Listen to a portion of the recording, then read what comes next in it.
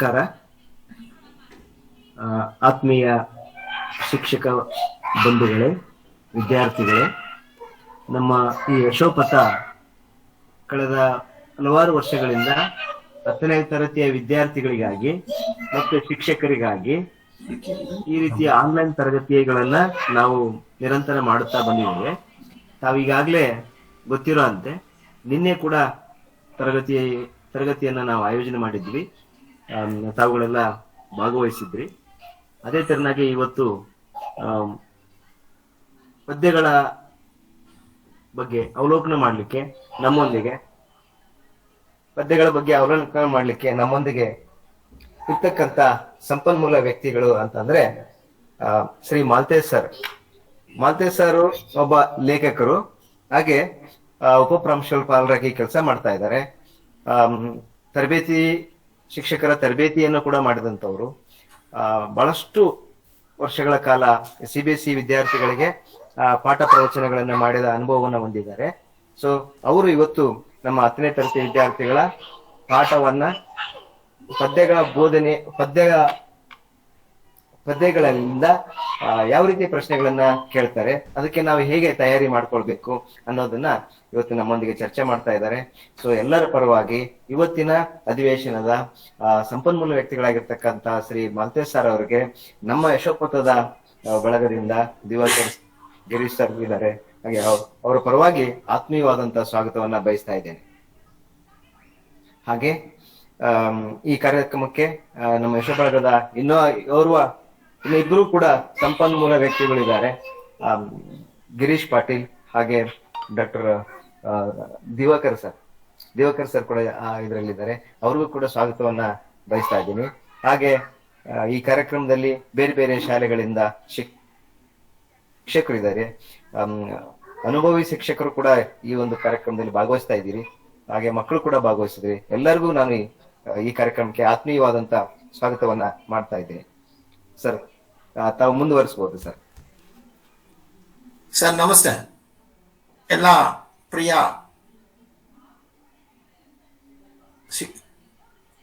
ಮಕ್ಕಳಿಗೂ ಹಾಗೂ ಶಿಕ್ಷಕರಿಗೂ ವಂದನೆಗಳು. ಪರೀಕ್ಷೆಗಳು ಇನ್ನೇನು ಕೆಲವೇ ದಿನಗಳಲ್ಲಿ ಆರಂಭವಾಗುತ್ತೆ. ಆ ಹಿನ್ನೆಲೆಯಲ್ಲಿ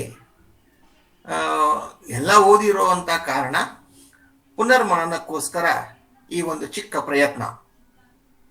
ಹಾಗೇನೆ ಈ ಹಿಂದೆ ಶ್ರೀಯುತ ದಿವಾಕರ್ ಅವರು ವ್ಯಾಕರಣದ ಮತ್ತು ಪರೀಕ್ಷೆಯ ಪತ್ರಿಕೆಯ ಬಗ್ಗೆ ಒಂದು ಕಿರು ಪರಿಚಯವನ್ನು ಮಾಡಿಕೊಟ್ರು.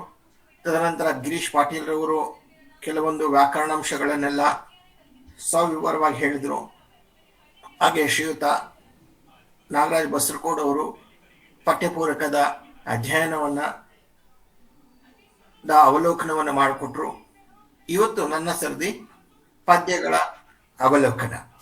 ಓಕೆ, ಪರೀಕ್ಷೆಗಾಗಿ ನಮಗಿರುವ ಪದ್ಯಗಳು ಅಂದ್ರೆ ಮೊದಲನೇದಾಗಿ ಸಂಕಲ್ಪ ಗೀತೆ, ಶ್ರೀಯುತ GS ಶಿವರುದ್ರಪ್ಪನವರು ಬರೆದಿರುವಂಥದ್ದು. ಮತ್ತು ಎರಡನೇ ಪದ್ಯ ಅಂದರೆ ಅಲೆಗಲಿಯ ಬೇಡರು, ಇದು ಜಾನಪದ ಲಾವಣಿ ಸಂಗ್ರಹ. ಮೂರನೇ ಪದ್ಯ ಕೌರವೇಂದ್ರನ ಕೊಂದೆ, ಇದು ಕುಮಾರವ್ಯಾಸ ಬರೆದಿರುವಂತಹದ್ದು. ಇದನ್ನು ಕುಮಾರವ್ಯಾಸ ಭಾರತದಿಂದ ಆರಿಸ್ಕೊಳ್ಳಲಾಗಿದೆ. ಇನ್ನು ನಾಲ್ಕನೇ ಪದ್ಯ ಅಂದರೆ ಹಸಿರು, ರಾಷ್ಟ್ರಕವಿ ಕುವೆಂಪು ಅವರು ಬರೆದಿರುವಂಥದ್ದು. ಕೊನೆಯದಾಗಿರುವಂಥದ್ದು ನಮಗೆ ವೀರವಲವ ಲಕ್ಷ್ಮೀಶನ ಒಂದು ಕೃತಿ. ಇದು ಈ 5 ಪದ್ಯಗಳಿಂದ ನಮಗೆ ಈ ಪರೀಕ್ಷೆಗೆ ನಾವು ಸನ್ನದ್ಧರಾಗಿದ್ದೀವಿ. ಪರೀಕ್ಷೆಯಲ್ಲಿ ಯಾವುದೇ ಪ್ರಶ್ನೆ ಕೇಳಿದ್ರು ಸಹ ನಮ್ಮ ವಿದ್ಯಾರ್ಥಿಗಳು ಬರೀಲಿಕ್ಕೆ ತಯಾರಾಗಿದ್ದಾರೆ ಅಂತ ನಂಬಿಕೆ ಮೇಲೆ ಈ ಅವಲೋಕನವನ್ನ ಮಾಡ್ತಾ ಹೋಗೋಣ. ಮಕ್ಕಳಲ್ಲೇ ಒಂದು ಕೇಳ್ಬೋದಾ? ಎಲ್ರೂ ತಯಾರಾಗಿದ್ರಲ್ವಾ ಮಕ್ಕಳ ಬರೀಲಿಕ್ಕೆ, ಎಕ್ಸಾಮ್ ಬರೀಲಿಕ್ಕೆ? Okay, good. ನೆಕ್ಸ್ಟ್ ಈಗ ನಾವು ನೋಡ್ತಾ ಹೋದ್ರೆ, ಈಗ ನಮಗೆ ಪದ್ಯಗಳಿಗೆ ಇರುವಂತ ಒಟ್ಟು ಅಂಕಗಳು ಎಷ್ಟು ಅಂದ್ರೆ, ಒಂದು 5 ಮಾರ್ಕ್ಸು, 2 ಮಾರ್ಕ್ಸು, 3, 4 ಒಟ್ಟು ಎಷ್ಟಾಗುತ್ತೆ ಅಂದ್ರೆ 17 ಅಂಕಗಳ ಪ್ರಶ್ನೆಯನ್ನ ನಾವು ಪರೀಕ್ಷೆಯಲ್ಲಿ ಉತ್ತರಿಸಬೇಕಾಗತ್ತೆ. ಈ 5 ಅಂಕ ಯಾವ್ದಕ್ ಬರುತ್ತೆ, 2 ಅಂಕ ಯಾವ್ದಕ್ ಬರುತ್ತೆ, 3 ಅಂಕ ಇನ್ನೊಮ್ಮೆ 3 ಅಂಕ ಮತ್ತು 4 ಅಂಕಗಳು ಯಾವ್ಯಾವ ಸನ್ನಿವೇಶ ಮೀನ್ಸ್ ಎಷ್ಟೆಷ್ಟು ಬರೀಬೇಕು, ಯಾವಾಗ ಬರುತ್ತೆ, ಅದರ ಪ್ರಶ್ನೆಯ ಸಂಖ್ಯೆ ಏನು ಅನ್ನೋದ್ರ ಬಗ್ಗೆ ಈಗ ಅದರ ಬಗ್ಗೆ ಸ್ವಲ್ಪ ನೋಡ್ತಾ ಹೋಗೋಣ. ಒಟ್ಟು ನಮಗೆ ಪರೀಕ್ಷೆಯಲ್ಲಿ ನಮಗೆ ಪದ್ಯಗಳ ಬಗ್ಗೆ ಕೇಳುವಂಥದ್ದು 4ನೆಯ ಮುಖ್ಯ ಪ್ರಶ್ನೆಯಿಂದ ಆರಂಭವಾಗ್ತದೆ. ಇದಕ್ಕೆ 5 ಅಂಕಗಳ ಒಂದು ಪ್ರಶ್ನೆ ಇದು. ಅಂದ್ರೆ 1 ಮಾರ್ಕ್ಸ್ದು 5 ಪ್ರಶ್ನೆಗಳನ್ನ ಕೇಳ್ತಾ ಹೋಗ್ತಾರೆ. ಅಲ್ಲಿ ಹೆಡ್ಡಿಂಗ್ ಅಲ್ಲಿ ಏನ್ ಕೊಟ್ಟಿರ್ತಾರೆ, ಕೆಳಗೆ ಕೊಟ್ಟಿರುವ ಶ್ರೀಯುತ ಜೀವರೇಶ್ ರುದ್ರಪ್ಪನವ್ರದ್ದು ಅಥವಾ ಕುವೆಂಪುರವ್ರದ್ದು ಅಥವಾ ಲಕ್ಷ್ಮೀಶ್ವರವ್ರದ್ದು ಅಥವಾ ಜನಪದ ಲಾವಣಿಯದು ಅಥವಾ ಕುಮಾರವಾಸನದು, ಈ 5 ಪದ್ಯಗಳಲ್ಲಿ ಯಾವುದಾದ್ರೂ ಒಂದು ಪದ್ಯನ ಕೊಡ್ಬೋದು. ಆ ಭಾಗವನ್ನು ಓದಿ ಅದರ ಕೆಳಗಡೆ ಕೇಳಿರುವಂತಹ ಪ್ರಶ್ನೆಗಳಿಗೆ ಉತ್ತರವನ್ನು ಬರೀಬೇಕು. ಅದಕ್ಕೆ 5 ಮಾರ್ಕ್ಸ್ ಇರುತ್ತೆ. ಇದು 4ನೇ ಪ್ರಶ್ನೆ. ಮುಂದಿನದ್ದು ಬರುವಂತಹದ್ದು ನಮ್ಗೆ 2 ಮಾರ್ಕ್ಸ್ ಪದ್ಯದಲ್ಲಿ 2 ಮಾರ್ಕ್ಸ್ ಒಂದು ಪ್ರಶ್ನೆ ಬರುತ್ತೆ. ಅದು 11ನೇ ಮುಖ್ಯ ಪ್ರಶ್ನೆ. 11ನೇ ಮುಖ್ಯ ಪ್ರಶ್ನೆಯಲ್ಲಿ 4 ಪ್ರಶ್ನೆಗಳು ಬರುತ್ತೆ. ಅದರಲ್ಲಿ ನಾವು 2ನೇ ಪ್ರಶ್ನೆ ನಮಗೆ ಪದ್ಯ ಭಾಗದ ಬರುತ್ತೆ. ಅದಕ್ಕೆ 2 ಅಂಕಗಳನ್ನ ಕೊಟ್ಟಿರ್ತಾರೆ. ಆ 2 ಅಂಕಕ್ಕೆ ನಾವು ಉತ್ತರವನ್ನ ಕೊಡಬೇಕಾಗತ್ತೆ. ಅಂದ್ರೆ ಈಗ ಎಷ್ಟಾಯ್ತು, 5 + 2 7 ಅಂಕಗಳ ಉತ್ತರ ನಮ್ಗೆ ಪದ್ಯದಿಂದ ಬರುತ್ತೆ ಅನ್ನೋದು ಗೊತ್ತಾಯ್ತು. ಇನ್ನು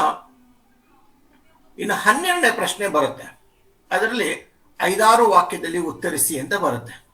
ಆ 5-6 ವಾಕ್ಯದಲ್ಲಿ ಉತ್ತರಿಸಿ ಅಂದ್ರೆ 2 ಪ್ರಶ್ನೆ ಇರುತ್ತೆ, ಒಂದು ಗದ್ಯದಿರುತ್ತೆ, ಇನ್ನೊಂದು ಪದ್ಯ ಭಾಗದಿರುತ್ತೆ. ಅದಕ್ಕೆ 3 ಮಾರ್ಕ್ಸ್ ಇರುತ್ತೆ. ಈಗ ಗೊತ್ತಾಯ್ತು ನಮ್ಗೆ 5ನೇ ಪ್ರಶ್ನೆ, 11ನೇ ಪ್ರಶ್ನೆ, 12ನೇ ಪ್ರಶ್ನೆ ಮುಖ್ಯ ಪ್ರಶ್ನೆಯಲ್ಲಿ ಪದ್ಯವನ್ನ ಕೇಳ್ತಾರೆ ಅನ್ನೋದು ಗೊತ್ತಾಯ್ತು. ಇನ್ನು ನೆಕ್ಸ್ಟ್ ಬರುವಂತಹದ್ದು 13ನೇದು. ಅಲ್ಲಿಯೂ ಸಹ ಸಂದರ್ಭ ಸ್ವಾರಸ್ಯ. 2 ಪದ್ಯ ಭಾಗದಿಂದ 2 ಸಂದರ್ಭಗಳನ್ನು ಕೇಳ್ತಾರೆ. ಅದರಲ್ಲಿ ನಮಗೆ ಆಯ್ಕೆಗೆ ಅವಕಾಶ ಇರುತ್ತೆ. ಆ 2 ಸಂದರ್ಭದಲ್ಲಿ ಪದ್ಯಭಾಗದ 2 ಸಂದರ್ಭದಲ್ಲಿ ಒಂದಕ್ಕೆ ಮಾತ್ರ ಉತ್ತರ ಬರೀಬೇಕಾಗತ್ತೆ. ಅದಕ್ಕೆ ನಮ್ಗೆ 3 ಅಂಕಗಳು ನಮ್ಗೆ ದೊರೆಯುತ್ತೆ. ಇನ್ನ 15ನೇ ಪ್ರಶ್ನೆ ಕೊನೆಯ ಭಾಗ, ಅದು 10 ವಾಕ್ಯದಲ್ಲಿ ಉತ್ತರಿಸಿ ಅಂತ ಅಂದ್ಬಿಟ್ಟು ಕೇಳ್ತಾ ಹೋಗ್ತಾರೆ. ಇಲ್ಲಿಯೂ ಸಹ 2 ಪ್ರಶ್ನೆಗಳನ್ನ ಕೇಳಿರ್ತಾರೆ ಪದ್ಯ ಭಾಗದ್ದು. 2ರಲ್ಲಿ 1ಅನ್ನು ನೀವು ಬರಿಬೇಕಾಗತ್ತೆ.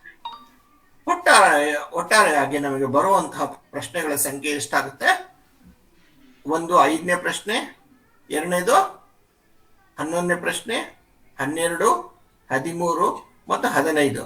ಒಟ್ಟಾರೆಯಾಗಿ ನಮಗೆ ಪದ್ಯಭಾಗದಿಂದ ಕೇಳುವಂತಹ ಅಂಕಗಳ ಮೌಲ್ಯ 17 ಅಂಕಗಳು ಅನ್ನೋದು ನಮ್ಗೆ ಎಲ್ರಿಗೂ ಸಹ ಗೊತ್ತಿದೆ. ಇಲ್ಲಿ ಪ್ರಶ್ನೆಗಳ ಬಗ್ಗೆ ಏನಾದರೂ ಅನುಮಾನ ಇದೆಯಾ ಮಕ್ಕಳಲ್ಲಿ? ಹಲೋ, ಕೇಳ್ತಾ ಇದೆಯಾ? ಹೋಗ್ಲಿ ಹೇಳೋದು ಏನಿಲ್ಲ ಸರ್. ಏನಿಲ್ಲ. ಏನಿಲ್ಲ ಸರ್. ಓಕೆ. ಅನುಮಾನ ಇಲ್ವಾ ಅಥವಾ ಕೇಳಿಸ್ತಾ ಇಲ್ವಾ? ನಿಮಗೆ ಗೊತ್ತಾಯ್ತಲ್ವಾ 17 ಪ್ರಶ್ನೆಗಳು ಯಾವ ಸಂದರ್ಭದಲ್ಲಿ ಕೇಳ್ತಾರೆ ಅನ್ನೋದು ಗೊತ್ತಿದೆ ನಿಮ್ಗೆ, ಗೊತ್ತಾಯ್ತಲ್ವಾ? ಹಾ ಸರ್. ಓಕೆ. ನೆಕ್ಸ್ಟ್ ಬರೋದು ಸಂಕಲ್ಪ ಗೀತೆಯಲ್ಲಿ. ಒಟ್ಟು ಪಠ್ಯದಲ್ಲಿ ನಮ್ಗೆ 4 ಪ್ರಶ್ನೆಗಳನ್ನ ಕೇಳಿದ್ದಾರೆ. ಅಲ್ಲಿ 2-3 ವಾಕ್ಯದಲ್ಲಿ ಉತ್ತರಿಸಿ. ಹಡಗನ್ನು ಯಾವುದರ ಬೆಳಕಿನಲ್ಲಿ ಮುನ್ನಡೆಸಬೇಕಾಗಿದೆ, ಕಾಡುಗಳಿಗೆ ಹೇಗೆ ಮುಟ್ಟಬೇಕಾಗಿದೆ, ಹೊಸ ಭರವಸೆಗಳನ್ನು ಮೂಡಿಸಿ ಯಾವುದರ ನಡುವೆ ಸೇತುವೆಯಾಗಬೇಕಾಗಿದೆ, ನಾಳಿನ ಕನಸನ್ನು ಬಿತ್ತಬೇಕಾದರೆ ನಾವು ಹೇಗೆ ಬದುಕಬೇಕು. ಈ 4 ಪ್ರಶ್ನೆಗಳು ಇದೆ. ಸಾಮಾನ್ಯವಾಗಿ 4 ಹೊರತುಪಡಿಸಿ ಯಾವ ಬೇರೆ ಪ್ರಶ್ನೆಗಳನ್ನು ಇದುವರೆಗೂ ಕೇಳಿಲ್ಲ ಅಂದ್ರೆ ಅನ್ನುವಂಥದ್ದು ಸ್ಪಷ್ಟತೆ ಇದೆ ನಮಗೆ. ನೆಕ್ಸ್ಟ್ ಬರುವಂತಹದ್ದು ಹಲಗಲಿ ಬೇಡರು. ಅದರಲ್ಲೂ ಸಹ ಕೆಲವೊಂದು ಪ್ರಶ್ನೆಗಳಿದೆ. ಮೊದಲನೇದಾಗಿ ಹಲಗಲಿ ಬೇಡರ ದಂಗೆಗೆ ಕಾರಣವೇನು ಅಂತ ಕೇಳ್ತಾರೆ, ದಂಡು ಬರಲು ಕಾರಣ ಅಂತ ಕೇಳ್ತಾರೆ. ಆಮೇಲೆ ದಂಡು ಹಲಗಲಿಯ ಮೇಲೆ ಹೇಗೆ ದಾಳಿ ನಡೆಸಿತು ಅಂತ ಕೇಳ್ತಾ ಹೋಗ್ತಾರೆ. ಕೊನೆಯದಾಗಿ ಲಾವಣಿಗಳನ್ನು ಏಕೆ ವೀರ ಗೀತೆಗಳೆಂದು ಕರೆಯಲಾಗಿದೆ ಅನ್ನೋದನ್ನ ಕೇಳ್ತಾ ಹೋಗ್ತಾರೆ. ಇಲ್ಲಿ ಕೆಲವೊಮ್ಮೆ ಈ 4 ಪ್ರಶ್ನೆಗಳ ಜೊತೆಗೆ ಇನ್ನೂ ಆ ವಿಚಾರಗಳನ್ನ ಬಯಸುವಂತಹ ಪ್ರಶ್ನೆಗಳು ಅನ್ನು ಸಹ ಕೇಳೋ ಸಾಧ್ಯತೆಗಳು ಇದೆ ಅನ್ನೋದು ನೆನ್ಪಿಟ್ಕೊಳ್ಬೇಕಾಗತ್ತೆ. ನೆಕ್ಸ್ಟ್ ಬರೋದು ಕೌರವೇಂದ್ರನ ಕೊಂದೆ. ಇದರಲ್ಲಿ ಕೃಷ್ಣನ ಮನದಲ್ಲಿ ಯಾವ ರೀತಿ ಭಯವನ್ನು ಬಿಚ್ಚಿದನು. ಎರಡನೇದು ಕುಂತಿ ಮತ್ತು ಮಾದ್ರೆ ಯಾರ್ಯಾರ ಅನುಗ್ರಹದಿಂದ ಮಕ್ಕಳನ್ನು ಪಡೆದರು ಅಂತ ಹೇಳೋದು. ಹಾಗೇನೆ ಕೃಷ್ಣನು ಆಮಿಷವನ್ನು ಒಡ್ಡಿದಾಗ ಕರ್ಣನ ಮನದಲ್ಲಿ ಮೂಡಿದ ಭಾವನೆಗಳೇನು, ಕೃಷ್ಣ ಕೌರವೇಂದ್ರನ ಕೊಂದನು ಎಂದು ಕರ್ಣ ಹೇಳಲು ಕಾರಣವೇನು, ಯುದ್ಧದ ವಿಚಾರದಲ್ಲಿ ಕರ್ಣನ ತೀರ್ಮಾನವೇನು. ನಂತರ ಬರುವಂತಹದ್ದು ಕುವೆಂಪು ಅವರವ್ರದ್ದು. ಇದರಲ್ಲಿ ಕೇಳಿಸ್ತಾ ಇದೆಯಾ ಮಲ್ತಿ ಸರ್? ಹೇಳಿ ಸರ್. ಸರ್ ವೇಟಿಂಗ್ ಅಲ್ಲಿ ಇದಾರಂತ ನೋಡಿ, ಮಕ್ಕಳು ಸ್ವಲ್ಪ ನೋಡಿ ಸರ್, ಚೆಕ್ ಮಾಡಿ ಜಾಯ್ನ್ ಆಗ್ಲಿಕ್ಕೆ. ಓಕೆ. ಇಲ್ಲಿ ಒಟ್ಟು 3 ಪ್ರಶ್ನೆಗಳು ಕೇಳೋ ಸಾಧ್ಯತೆಗಳು ಇದೆ ಹಸಿರು ಪದ್ಯದಿಂದ, 2-3 ವಾಕ್ಯದ್ದು. ಇನ್ನು ಲಕ್ಷ್ಮೀಶನ ವೀರಲವದಲ್ಲಿ ಸಹ ಸುಮಾರು ಪ್ರಶ್ನೆಗಳನ್ನು ಹೊಸ ರೀತಿಯಲ್ಲೂ ಕೇಳ್ತಾರೆ. ಇಲ್ಲ ಅಂತಂದ್ರೆ ಪಠ್ಯದಲ್ಲಿರುವಂತಹ ಪ್ರಶ್ನೆಗಳನ್ನೇ ಕೇಳ್ತಾ ಹೋಗ್ತಾರೆ. ಹೀಗೆ ಈ ಮೊದಲನೇ ಪದ್ಯದಲ್ಲಿ 4, ನಂತರ ಪದ್ಯದಲ್ಲಿ 4, ಆಮೇಲೆ 3, 4 ಮತ್ತೆ ಈ 5, ಈ ಎಲ್ಲ ಪ್ರಶ್ನೆಗಳ ಉತ್ತರವನ್ನ ನಂತರ ನೋಡ್ತಾ ಹೋಗೋಣ. ಈಗ ಪ್ರಶ್ನೆಗಳನ್ನು ಮಾತ್ರ ನೋಡೋಣ ಇವತ್ತು. ಈಗ ಈ ಪ್ರಶ್ನೆಗಳ ಬರೆಯುವಂತಹ ರೀತಿ, ಅದನ್ನ ಸ್ವಲ್ಪ ಇದನ್ನೆಲ್ಲ ಮುಗಿಸ್ಕೊಂಡು ಮತ್ತೆ ಅದ್ರ ಬಗ್ಗೆ ನೋಡ್ತಾ ಹೋಗೋಣ. ಈ ಪ್ರಶ್ನೆಗಳ ಅವಲೋಕನ ಆದ ಮೇಲೆ ನೆಕ್ಸ್ಟ್ ಬರೋದ ನಮ್ಗೆ 8-10 ವಾಕ್ಯಗಳು. ಇದು ಸುಮಾರು 4 ಮಾರ್ಕ್ಸ್ನ ಪ್ರಶ್ನೆಗಳು. ಮೊದಲ ಸಂಕಲ್ಪ ಗೀತೆಯಲ್ಲಿ ನಾವು ಯಾವ ಯಾವ ಸಂಕಲ್ಪಗಳನ್ನು ಕೈಗೊಳ್ಳಬೇಕೆಂದು ಕವಿ ಶಿವರುದ್ರಪ್ಪನವರ ಆಶಯ. ಸಂಕಲ್ಪ ಮತ್ತು ಅನುಷ್ಠಾನವನ್ನು ಕುರಿತು ಕವಿ ಶಿವರುದ್ರಪ್ಪನವರ ಅಭಿಪ್ರಾಯವನ್ನು ವಿವರಿಸಿ. ಇದು ಸಾಮಾನ್ಯವಾಗಿ ಈ 2 ಪ್ರಶ್ನೆಗಳನ್ನೇ ಕೇಳ್ತಾ ಹೋಗ್ತಾರೆ. ನಮಗೆ ಪದ್ಯದ ಸಂಪೂರ್ಣ ಸಾರಾಂಶ ಗೊತ್ತಾಗ್ಬಿಟ್ರೆ ಸಂಪೂರ್ಣ ಸಾರಾಂಶ ಒಮ್ಮೆ ಬರ್ದಿರ್ತೀವಿ. ನಾವು ಬರ್ದಿರುವಂತ ಕಾರಣಕ್ಕೆ ಅವ್ರು ಯಾವ ಪ್ರಶ್ನೆಯನ್ನು ಕೇಳಿದ್ರು, ಯಾವ ಸಂದರ್ಭವನ್ನು ಕೇಳಿದ್ರು ಸಹ ನಾವು ಉತ್ತರವನ್ನ ಬರೆಯುವಷ್ಟು ಶಕ್ತಿ ನಮ್ಮಲ್ಲಿ ಪ್ರತಿ ಮಗುವಿನಲ್ಲೂ ಇದೆ ಅನ್ನುವಂಥ ನಂಬಿಕೆ ಎಲ್ಲ ಶಿಕ್ಷಕರದು ಮತ್ತು ಪೋಷಕರದ್ದು. ಇನ್ನು ಅಲಗಲಿ ಬೇಡರು ವಿಚಾರಕ್ಕೆ ಬಂದ್ರೆ, ದಂಗೆಗೆ ಕಾರಣವೇನು, ಅದನ್ನು ಸರ್ಕಾರ ಹೇಗೆ ನಿಯಂತ್ರಿಸಿತು, ಅಲಗಲಿ ದಂಗೆಯ ಪರಿಣಾಮವೇನು. ಇನ್ನು ಕೌರವೇಂದ್ರನ ಕೊಂದೆ ಭಾಗದಲ್ಲಿ ಈ 3 ಪ್ರಶ್ನೆಗಳನ್ನೇ ಅವರು ಕೇಳೋ ಸಾಧ್ಯತೆಗಳು ಜಾಸ್ತಿ ಇದೆ. ಇಲ್ಲಿ 1, ಕೃಷ್ಣನು ಒಡ್ಡಿದ ಆಮಿಷಗಳೇನು, 2ನೇದು ಪಾಂಡವರು ಸಹೋದರರೆಂದು ತಿಳಿದಾಗ ಕರ್ಣನ ಮನಸ್ಥಿತಿಯನ್ನು ತಿಳಿಸಿ, 3ನೇದು ಕರ್ಣನ ನಿರ್ಧಾರ ಸರಿ ಎನ್ನುವಿರ ಏಕೆ. ನೆಕ್ಸ್ಟ್ ಬರುವಂತಹದ್ದು ಹಸಿರು ಪದ್ಯದಲ್ಲಿ ಈ 2 ಪ್ರಶ್ನೆಗಳನ್ನು, ಸಾಮಾನ್ಯವಾಗಿ 2ನೇ ಪ್ರಶ್ನೆ, ಪ್ರಕೃತಿಯ ಹಸಿರು ಜೀವ ಜಗತ್ತಿಗೆ ಎಷ್ಟು ಮುಖ್ಯ ಎಂಬುದನ್ನು ಕುರಿತು ನಿಮ್ಮ ಅಭಿಪ್ರಾಯವನ್ನು ಬರೆಯಿರಿ.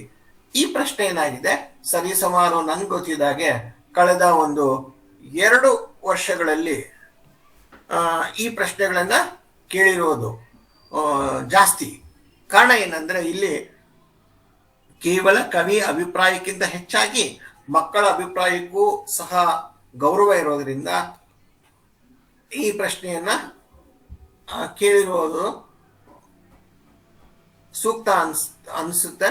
ಮತ್ತೆ ಮಕ್ಕಳ ಪ್ರತಿಭೆಯನ್ನು ಸಹ ಇಲ್ಲಿ ಗುರುತಿಸ್ಲಿಕ್ಕೆ ಅವಕಾಶ ಇರೋ ಕಾರಣ ಈ ಪ್ರಶ್ನೆಯನ್ನ 2 ಸತಿ ಕೇಳಿರೋದು ಈ ಕಳೆದ 2 ವರ್ಷದಲ್ಲಿ ನಾವು ಗಮನಿಸ್ಬೋದು. ಇನ್ನು ಹಸಿರು ಕವನದಲ್ಲಿ ಎಲ್ಲೆಲ್ಲಿ ಹಸಿರು ವ್ಯಾಪಿಸಿದೆ ಎಂಬುದನ್ನು ಸಹ ಪ್ರಶ್ನೆಯೂ ಸಹ ಒಂದು. ಅವಾಗ ಏನಾಗುತ್ತೆ, ಆ ಪದ್ಯದ ಸಂಪೂರ್ಣ ಸಾರಾಂಶವನ್ನ ಬರೆದ್ರೂ ಆಗುತ್ತೆ. ಇನ್ನು ಲವ ಯಜ್ಞಾಶ್ವವನ್ನು ಕಟ್ಟಲು ಕಾರಣವೇನು, ಲವನ ನಡವಳಿಕೆ ಮೆಚ್ಚುಗೆಯಾಯಿತೆ ಏಕೆ, ಈ 2ನೇ ಪ್ರಶ್ನೆನೇ ಸಾಮಾನ್ಯವಾಗಿ ಜಾಸ್ತಿ ಕೇಳಿರುವಂಥದ್ದು.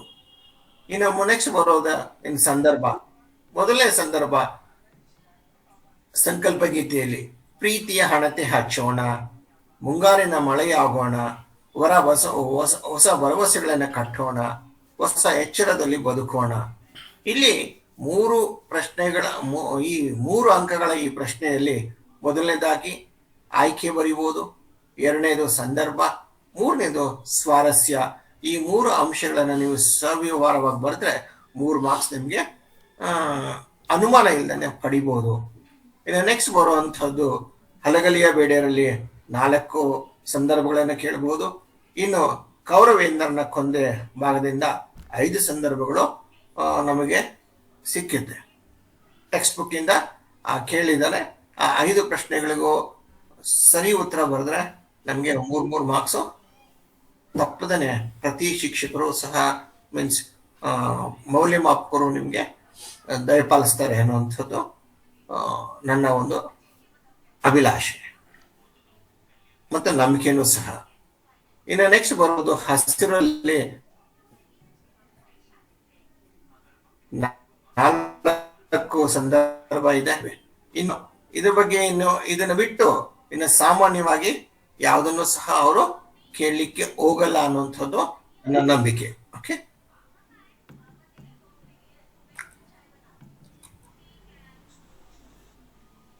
ಇನ್ನ ನಾವು ನೋಡ್ತಾ ಹೋದ್ರೆ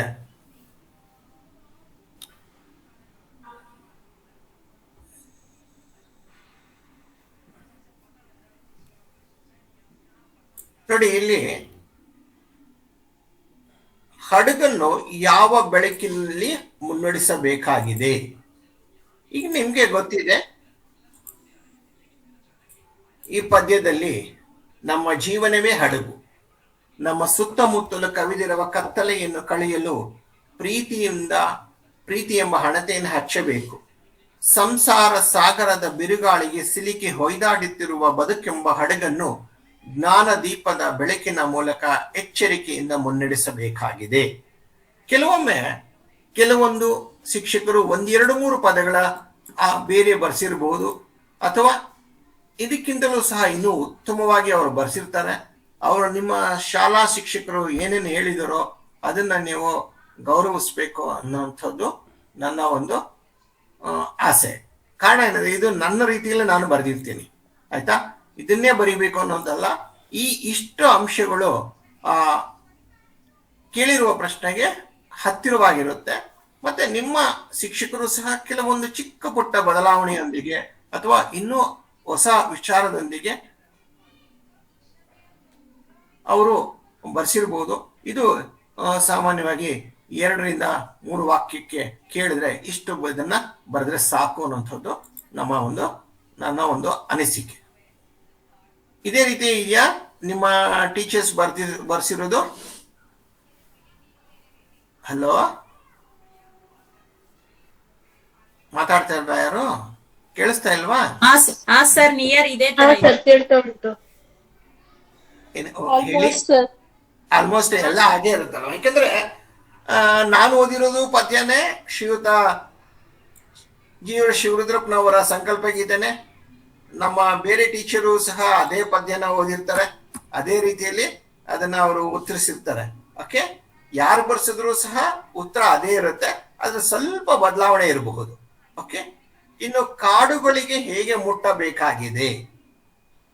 ಇಲ್ಲಿ ಕಾಡು ಅಂದ್ರೆ ಪ್ರಕೃತಿಯಲ್ಲಿ ನಾವು ಕಾಣುವಂತಹ ಕಾಡಿನ ಜೊತೆಗೆ ನಮ್ಮ ಜೀವನದ ಸಹ ಒಂದು ಕಾಡು. ಇಲ್ಲಿ ಮರ ಇರುತ್ತೆ, ಗಿಡ ಇರುತ್ತೆ, ಬಳ್ಳಿ ಇರುತ್ತೆ.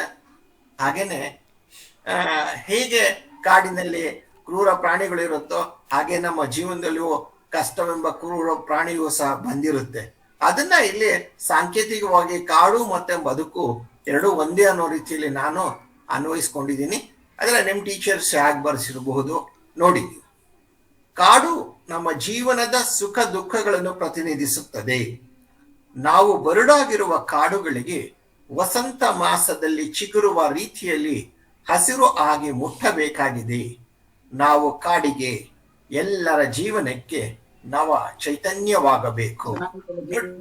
ಇದು ಕೇವಲ ಇದು ಕಾಡು ಅಂತ ಅಂದ್ರೆ ಕೇವಲ ನಿಸರ್ಗದ ಕಾಡಲ್ಲ, ನಮ್ಮ ಬದುಕಿನ ಜೀವನದ ಕಾಡು ಅನ್ನೋದನ್ನ ಅರ್ಥೈಸ್ಕೊಳ್ಬೇಕಾಗತ್ತೆ. ಕಾಡು ಇದ್ರೇನೆ ನಮಗೆ ನಾಡು, ಹಾಗೇನೆ ನಮ್ಮ ಜೀವನವೂ ಸಹ ಸುಖ ದುಃಖಗಳ ಕಾಡಾಗಿರೋ ಕಾರಣ ಅದು ಎಲ್ಲರಿಗೂ ಸಹ ಚೈತನ್ಯ ಸಿಗ್ಬೇಕು ಅನ್ನುವಂಥದ್ದು ಕವಿಯ ಒಂದು ಅಭಿಲಾಷೆ ಆಗಿರುತ್ತೆ. ನೆಕ್ಸ್ಟ್ ಮುಂದಿನದು, ಹೊಸ ಭರವಸೆಗಳನ್ನು ಮೂಡಿಸಿ ಯಾವುದರ ನಡುವೆ ಸೇತುವೆಯಾಗಬೇಕಾಗಿದೆ. ನೋಡಿ, ಇಲ್ಲಿ ಭರವಸೆಗಳು ಅನ್ನುವಂಥದ್ದು ಮುಖ್ಯವಾಗ್ತಾ ಹೋಗುತ್ತೆ. ಜೀವನದಲ್ಲಿ ಭರವಸೆ ಇಲ್ಲ ಅಂತಂದ್ರೆ ನಾವು ಮುಂದಿನ ಹೆಜ್ಜೆ ಇಡ್ಲಿಕ್ಕೆ ತುಂಬಾ ಕಷ್ಟವಾಗುತ್ತೆ. ಆ ಒಂದು ಹಿನ್ನೆಲೆಯಲ್ಲಿ ಈ ಪ್ರಶ್ನೆಯನ್ನ ಕೇಳಿದ್ದಾರೆ. ಏನಂದ್ರೆ ಇಲ್ಲಿ ಭಾಷೆ, ಜಾತಿ, मत धर्मಗಳ भेद अटेंड हुआ मैं उधर वो क्लास को अटेंड को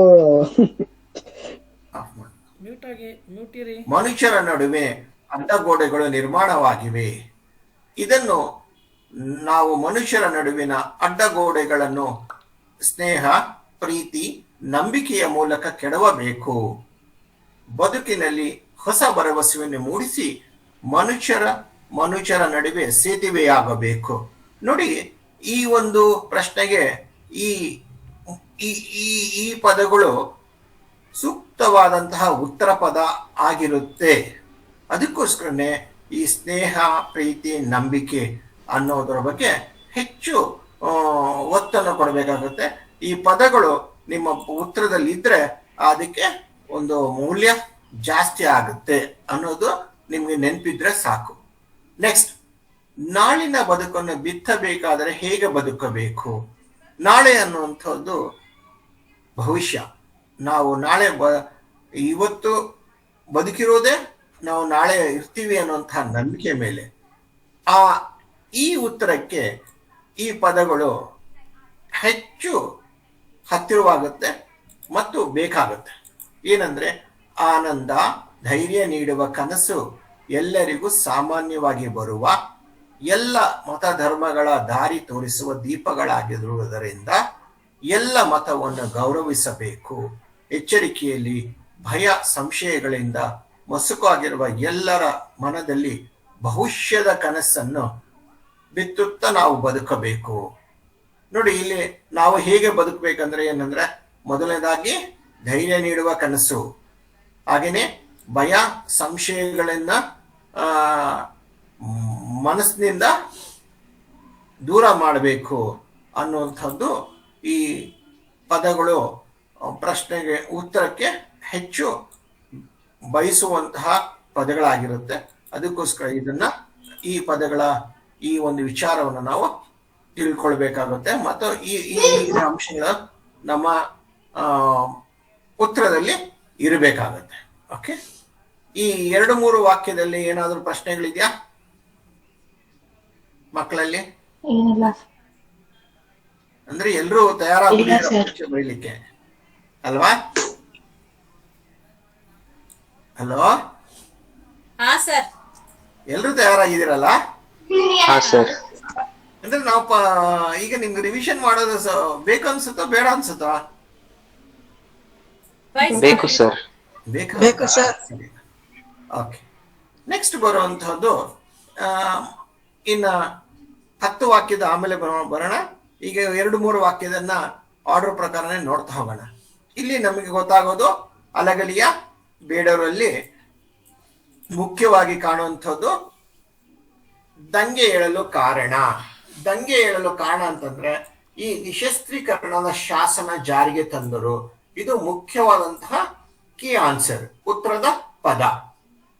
ಅದಕ್ಕೆ ಸಂಬಂಧಪಟ್ಟ ಹಾಗೆ ಅವಾಗೇನಾಗುತ್ತೆ, ಇದಕ್ಕೆ ಅಧಿಕಾರವನ್ನು ಕಸಿದುಕೊಂಡರು. ಯಾವುದು? ಶಸ್ತ್ರಾಸ್ತ್ರವನ್ನು ಹೊಂದುವಂತಹದ್ದು. ಆಮೇಲೆ ಈ ಬೇಡರು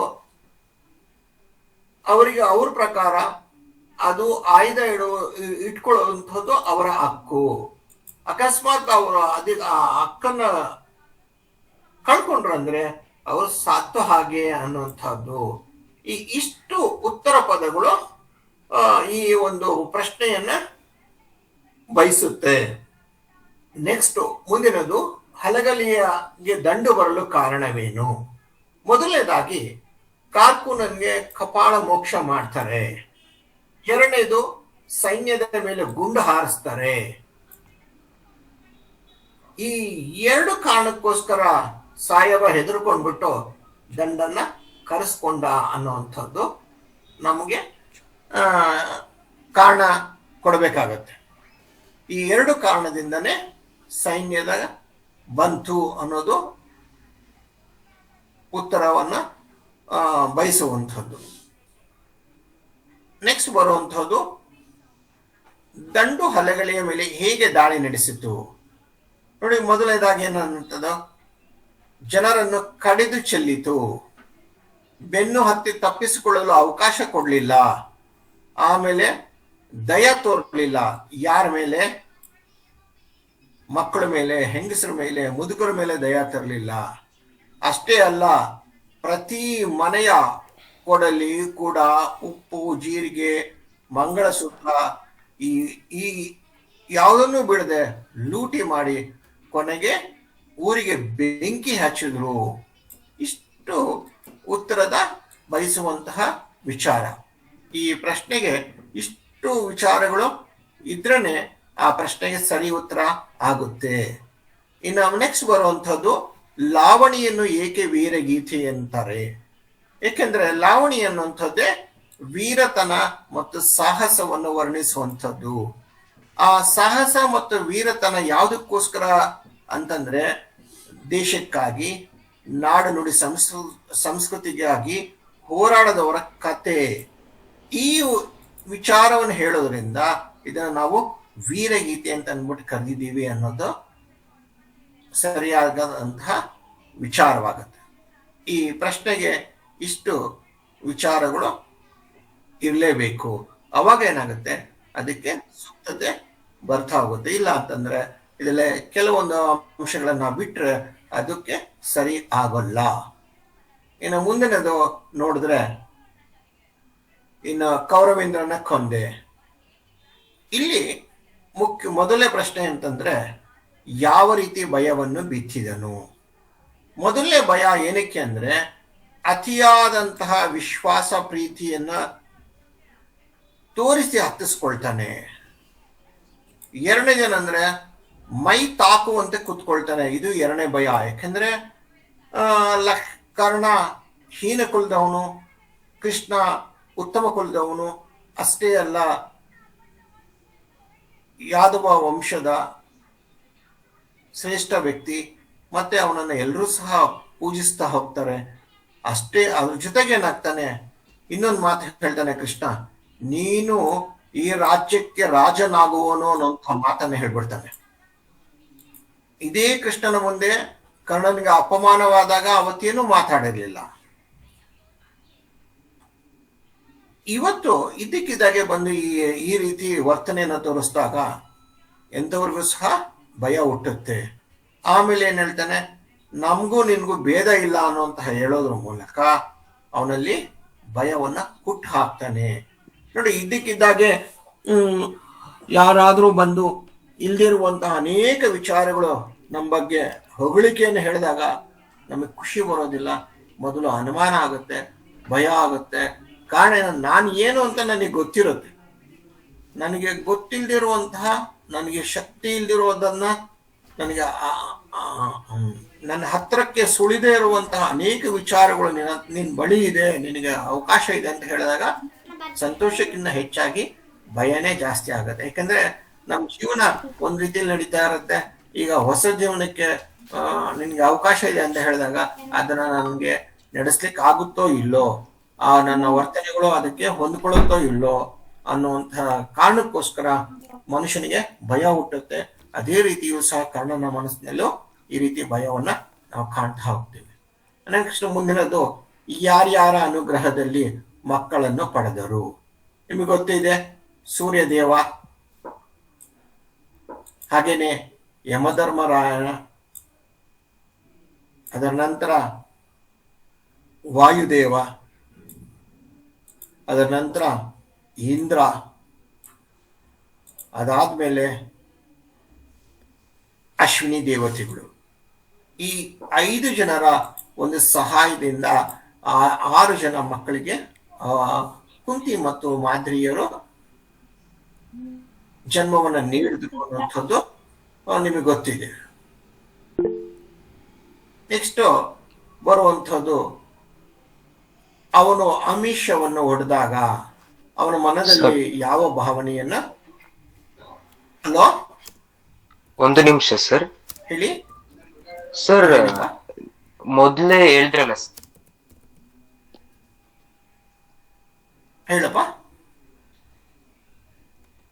ಹಲೋ,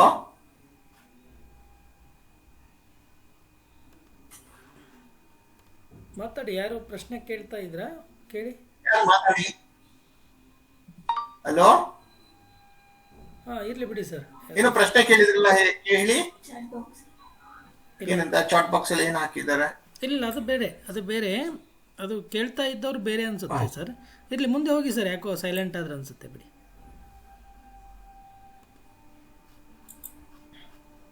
ಹಲೋ, ಆ ಮಗು ಯಾರೋ ಪ್ರಶ್ನೆ ಕೇಳಿದ್ರಲ್ಲ, ಯಾವಾಗ ನಿಮ್ಗೆ ಕೇಳ್ಬೇಕು ಅನ್ಸುತ್ತೋ ಕೇಳಿ, ಪರವಾಗಿಲ್ಲ. ಸರ್, ಒಂದು ನಿಮಿಷ ಸರ್. ಹೇಳಪ್ಪ. ಸರ್, ಒಂದೊಂದು ಸೋರ್ಸ್ ಅಲ್ಲಿ ಸೂರ್ಯ ದೇವನ ಅನುಗ್ರಹದಿಂದ ಕರ್ಣನನ್ನು ಜನ್ಮ ಪಡೆದ್ರು ಅಂತ ಇಲ್ಲ ಸರ್. ಇದು ಬರೆಯೋದು ಅವಶ್ಯಕತೆ ಇಲ್ಲ ಇದೇನಾ? ಇಲ್ಲ ಸರ್. ನೋಡಿ, ಇಲ್ಲಿ ಕುಂತಿ ಮತ್ತು ಮಾದ್ರಿಯರು ಅಂತ ಇದೆ, ಆಯ್ತಾ? ಸರ್, ಕುಂತಿ ದೇವಿ 4 ಜನರಿಗೆ ಜನ್ಮವನ್ನು ಕೊಟ್ರೆ, ಇನ್ನು 5ನೇ ಮಂತ್ರದಲ್ಲಿ ಮಾದ್ರಿಯವರು ಅವಳಿ ಜವಳಿ ಮಕ್ಕಳಿಗೆ ಜನ್ಮವನ್ನ ಕೊಡ್ತಾ ಹೋಗ್ತಾರೆ. ಪಾಂಡವರು ಅಂದ್ರೆ 5 ಜನರನ್ನ ಗುರ್ತಿಸ್ತೀವಿ, ಆದ್ರೆ ಕುಂತಿ ಮಕ್ಕಳು ಅಂತಂದಾಗ ಒಬ್ರು ಕರ್ಣ, ಇನ್ನೊಬ್ರು ಧರ್ಮರಾಯ, ಮತ್ತೊಬ್ರು ಭೀಮ, 4ನೇವರು ಅರ್ಜುನ. ಆಯ್ತಾ? ಕುಂತಿ ದೇವಿಯ ಮಕ್ಕಳು.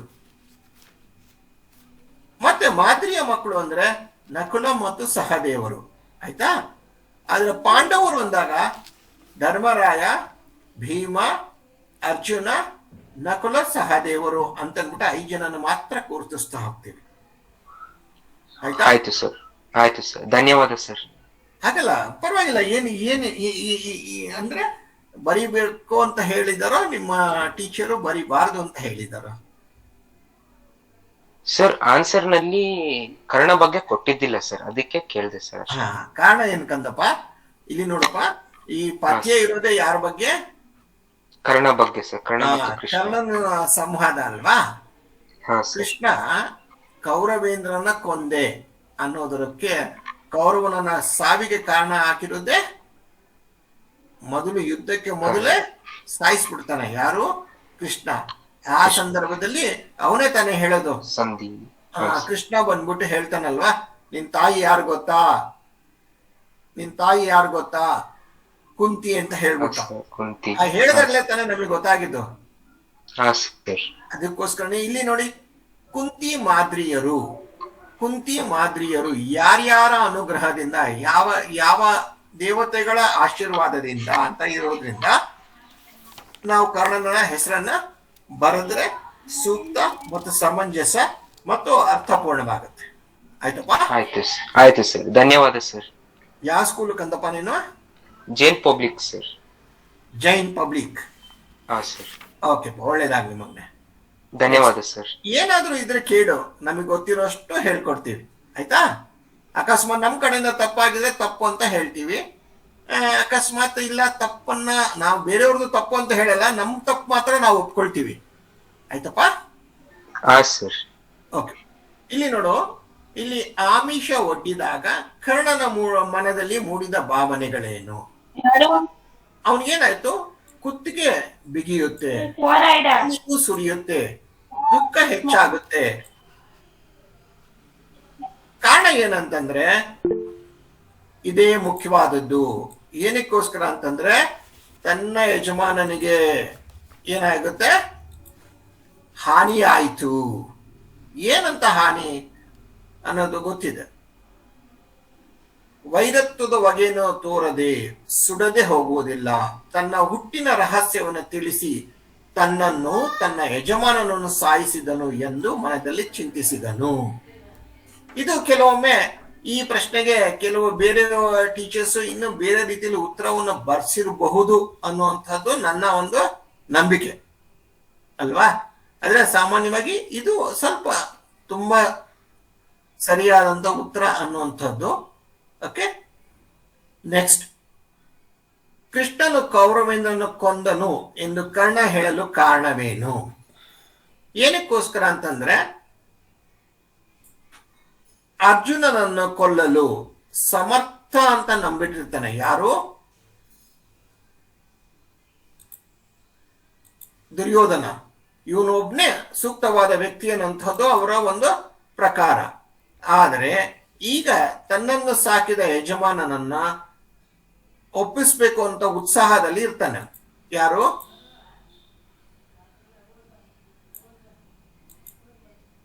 ಆದ್ರೆ ಈಗೇನಾಗುತ್ತೆ, ಅವನನ್ನ ಕೊಲ್ಲಿಕ್ ಸಾಧ್ಯವಿಲ್ಲ.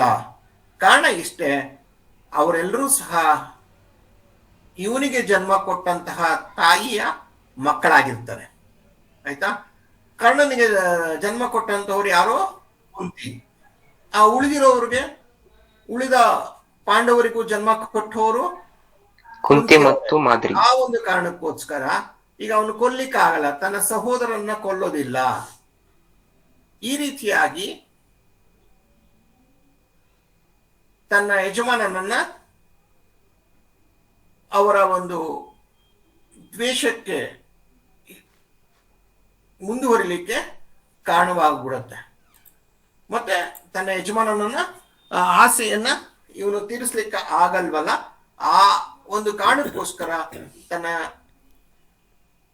ಕೌರವೇಂದ್ರನ ಕೊಂದು ಹಾಕ್ಬಿಟ್ಟ ಕೃಷ್ಣ ಅಂತ ಅಂದ್ಬಿಟ್ಟು ಕರ್ಣ ನನ್ನ ನಂಬಿಕೆಯೂ ಮತ್ತು ಅದು ಸತ್ಯವೂ ಸಹ. ಮತ್ತೆ ಯುದ್ಧದ ವಿಚಾರದಲ್ಲಿ ಕರ್ಣನ ತೀರ್ಮಾನವೇನು?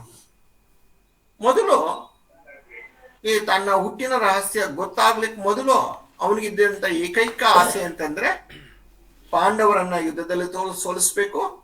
ತನ್ನ ಗೆಳೆಯ, ತನ್ನ ಯಜಮಾನ ದುರ್ಯೋಧನನನ್ನು ಸಮಸ್ತ ಐರಾವತ ಪ್ರದೇಶದ ರಾಜನನ್ನಾಗಿ, ಚಕ್ರವರ್ತಿಯನ್ನಾಗಿ ಮಾಡಬೇಕು ಅನ್ನುವಂಥದ್ದು ಅವನ ಒಂದು ಮನೋ ಅಭಿಲಾಷೆ ಆಗಿರುತ್ತೆ. ಹಾಗೇನೆ ದುರ್ಯೋಧನ ಪ್ರಕಾರನೂ ಸಹ ಅಷ್ಟೇ, ತನ್ನೆಲ್ಲ ಶತ್ರುಗಳನ್ನು ಕೊಲ್ಲುವಂತಹ ವ್ಯಕ್ತಿ ಅಂದ್ರೆ ಕರ್ಣ. ಆದ್ರೆ ಈಗೇನಾಗುತ್ತೆ, ಕರ್ಣ ತನ್ನ ಸಹೋದರರ ವಿರುದ್ಧ ಹೋರಾಟವನ್ನ ಮಾಡ್ಲಿಕ್ಕಾಗಲ್ಲ ಮತ್ತು ಅವರ ಪ್ರಾಣವನ್ನು ತೆಗಿಲಿಕ್ಕಾಗಲ್ಲ. ಈಗ ಅವನ ಯುದ್ಧದ ಒಂದು ತೀರ್ಮಾನ, ಯುದ್ಧದ ಬಗ್ಗೆ ಅವನಲ್ಲಿದ್ದಂತಹ ನಂಬಿಕೆ ಬದಲಾಗ್ತಾ ಹೋಗುತ್ತೆ.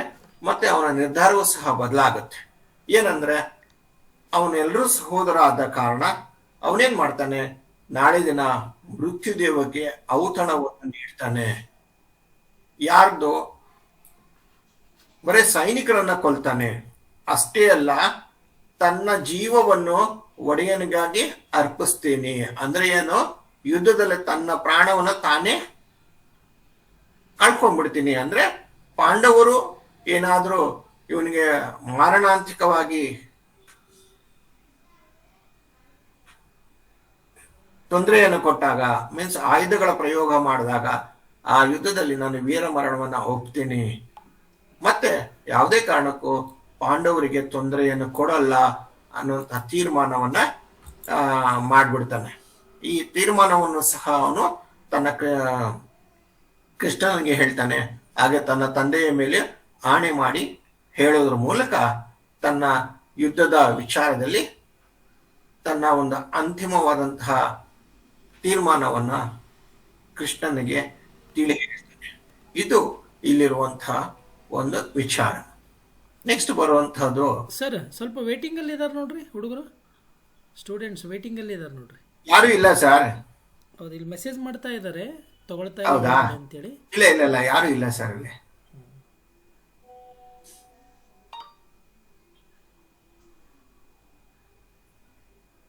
ನೆಕ್ಸ್ಟ್ ಬರುವಂಥದ್ದು ಹಸಿರು ಪದ್ಯದ್ದು. ಹಸಿರು ಪದ್ಯ ಅನ್ನುವಂಥದ್ದು ನಿಮಗೆ ಗೊತ್ತೇ ಇದೆ. ಇದು ರಾಷ್ಟ್ರಕವಿ ಕುವೆಂಪುರವರ ಒಂದು ಗೀತೆ. ಅವರ ಪ್ರಕಾರ ಪ್ರಪಂಚ, ಜಗತ್ತು ಎಲ್ಲವೂ ಸಹ ಹಸಿರಾಗಿರುತ್ತೆ, ಹಸಿರಿನಲ್ಲಿ ಇರಿದೆ ಅನ್ನುವಂಥದ್ದು ನಮಗೆ ಗೊತ್ತಿದೆ. ಹೀಗೆ ಈ ವಿಚಾರವನ್ನ ನಾವು ಇಲ್ಲಿ ಗಮನಿಸಿದಾಗ ನಮಗೆ ಯಾವ ವಿಚಾರ ಏನಿದೆ ಅಂತಂದ್ಬಿಟ್ಟು ಗೊತ್ತಾಗುತ್ತೆ. ಇಲ್ಲಿ ಅವರ ಕವಿಗಳ ಒಂದು ಅಭಿಲಾಷೆ ಏನಂತಂದ್ರೆ, ಆಗಸದಿಂದ ಬಿಸಿಲುವರೆಗೆ ಹಸಿರು ಹೇಗೆ ಕಾಣುತ್ತೆ. ಇಲ್ಲಿ ಪ್ರಕೃತಿಯ ಪ್ರತಿ ಕಣಕಣವೂ ಸಹ ಅವರಿಗೆ ಹಸಿರಾಗಿರುತ್ತೆ. ಆಕಾಶ ನಮಗೆ ಗೊತ್ತಿದ್ದ ಪ್ರಕಾರ ನೀಲ, ಆದರೆ ಕವಿಯ ಪ್ರಕಾರ ನೀಲಿ ಅಲ್ಲ, ಅದು ಹಚ್ಚ ಹಸಿರಾಗಿರುತ್ತೆ. ಮತ್ತೆ ಮೋಡಗಳು ಸಹ ಬಿಳಿ ಮೋಡ ಇರುತ್ತೆ, ಕಪ್ಪು ಮೋಡ ಇರುತ್ತೆ.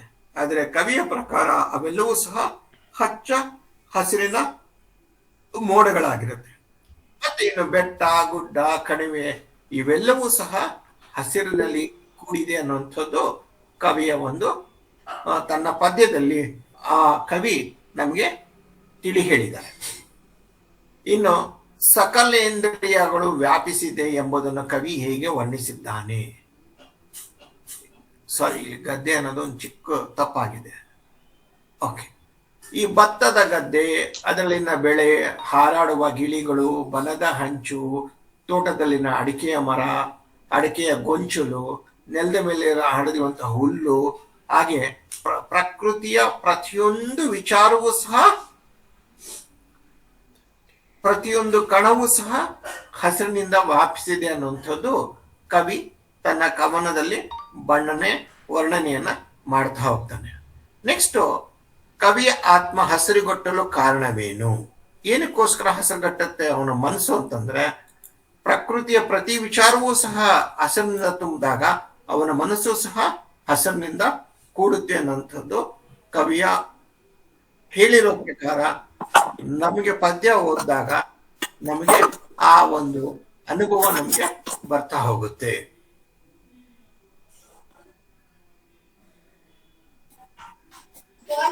ಕವನದಲ್ಲಿ ಇನ್ನು ಉಳಿದಿರೋದು ಇದು 10 ವಾಕ್ಯದ ಒಂದು ವಿಚಾರ.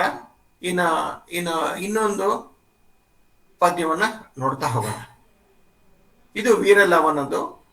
ಇಲ್ಲಿ ಬರುವಂತಹದ್ದು ಆಶ್ರಮಕ್ಕೆ ಯಜ್ಞಾಶ್ರಮವು ಬಂದ ಬಗೆ ಯಾವ ರೀತಿ ಬಂತು, ಅದು ಎಲ್ಲೆಡೆಗೆ ಸಾಗಿದಾಗ ಅದಕ್ಕೆ ಗೌರವ ಸಿಗುತ್ತೆ.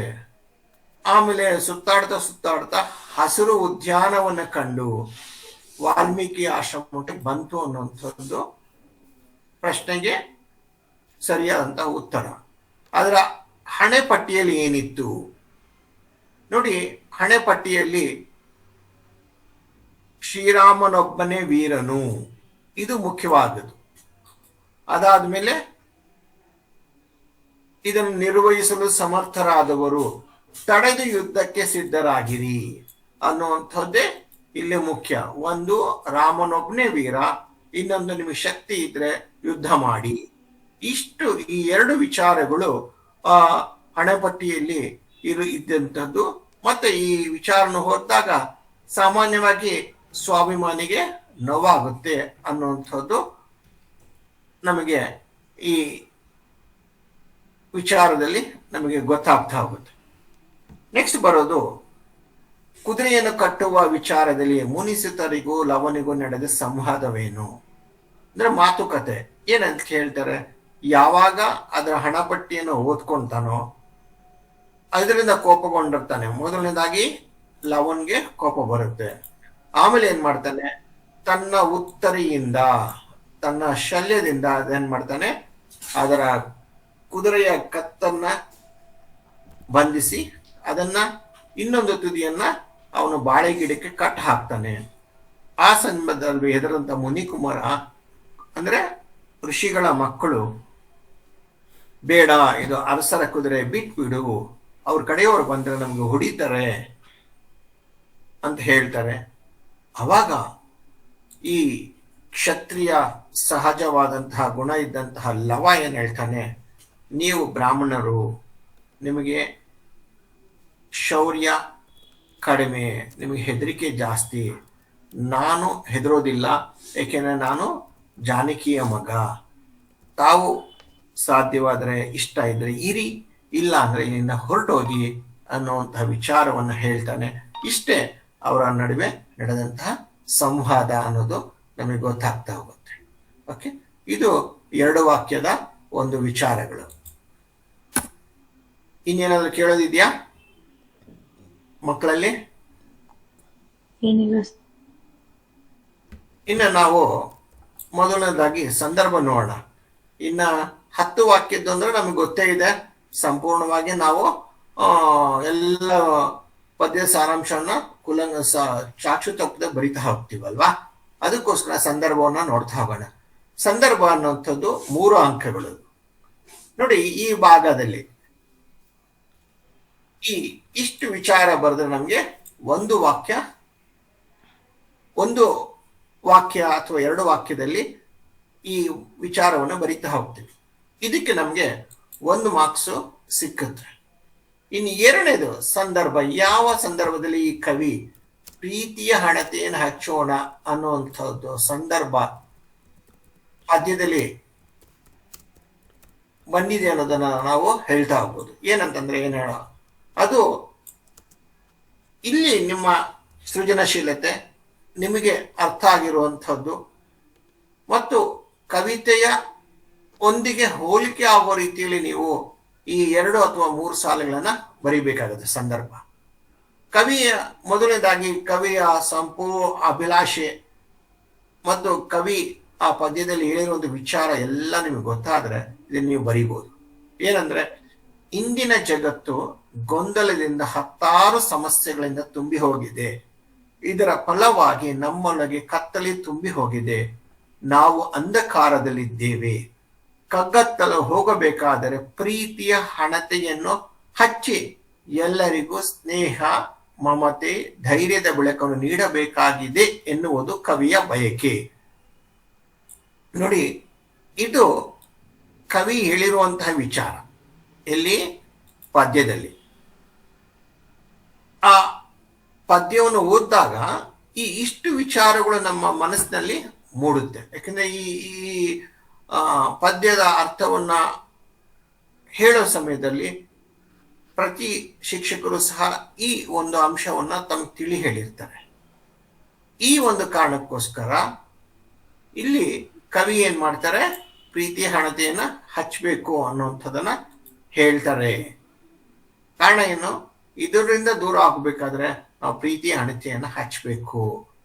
ಇದು ಈ ವಾಕ್ಯ ಬಂದಿರುವಂತಹ ಸಂದರ್ಭ. ಆಮೇಲೆ ಇದರ ಅರ್ಥ ಏನು, ನಿಮಗೆ ನಿಮ್ದೇ ಆದ ರೀತಿಯಲ್ಲಿ ಏನು ಇದಕ್ಕೆ ಬಂದಿರುತ್ತೆ, ಅರ್ಥ ನಿಮ್ಗೆ ಯಾವ ರೀತಿ ಹೊಳೆದಿರುತ್ತೆ ಅನ್ನೋದು ನೆಕ್ಸ್ಟ್ ಬರೋದು.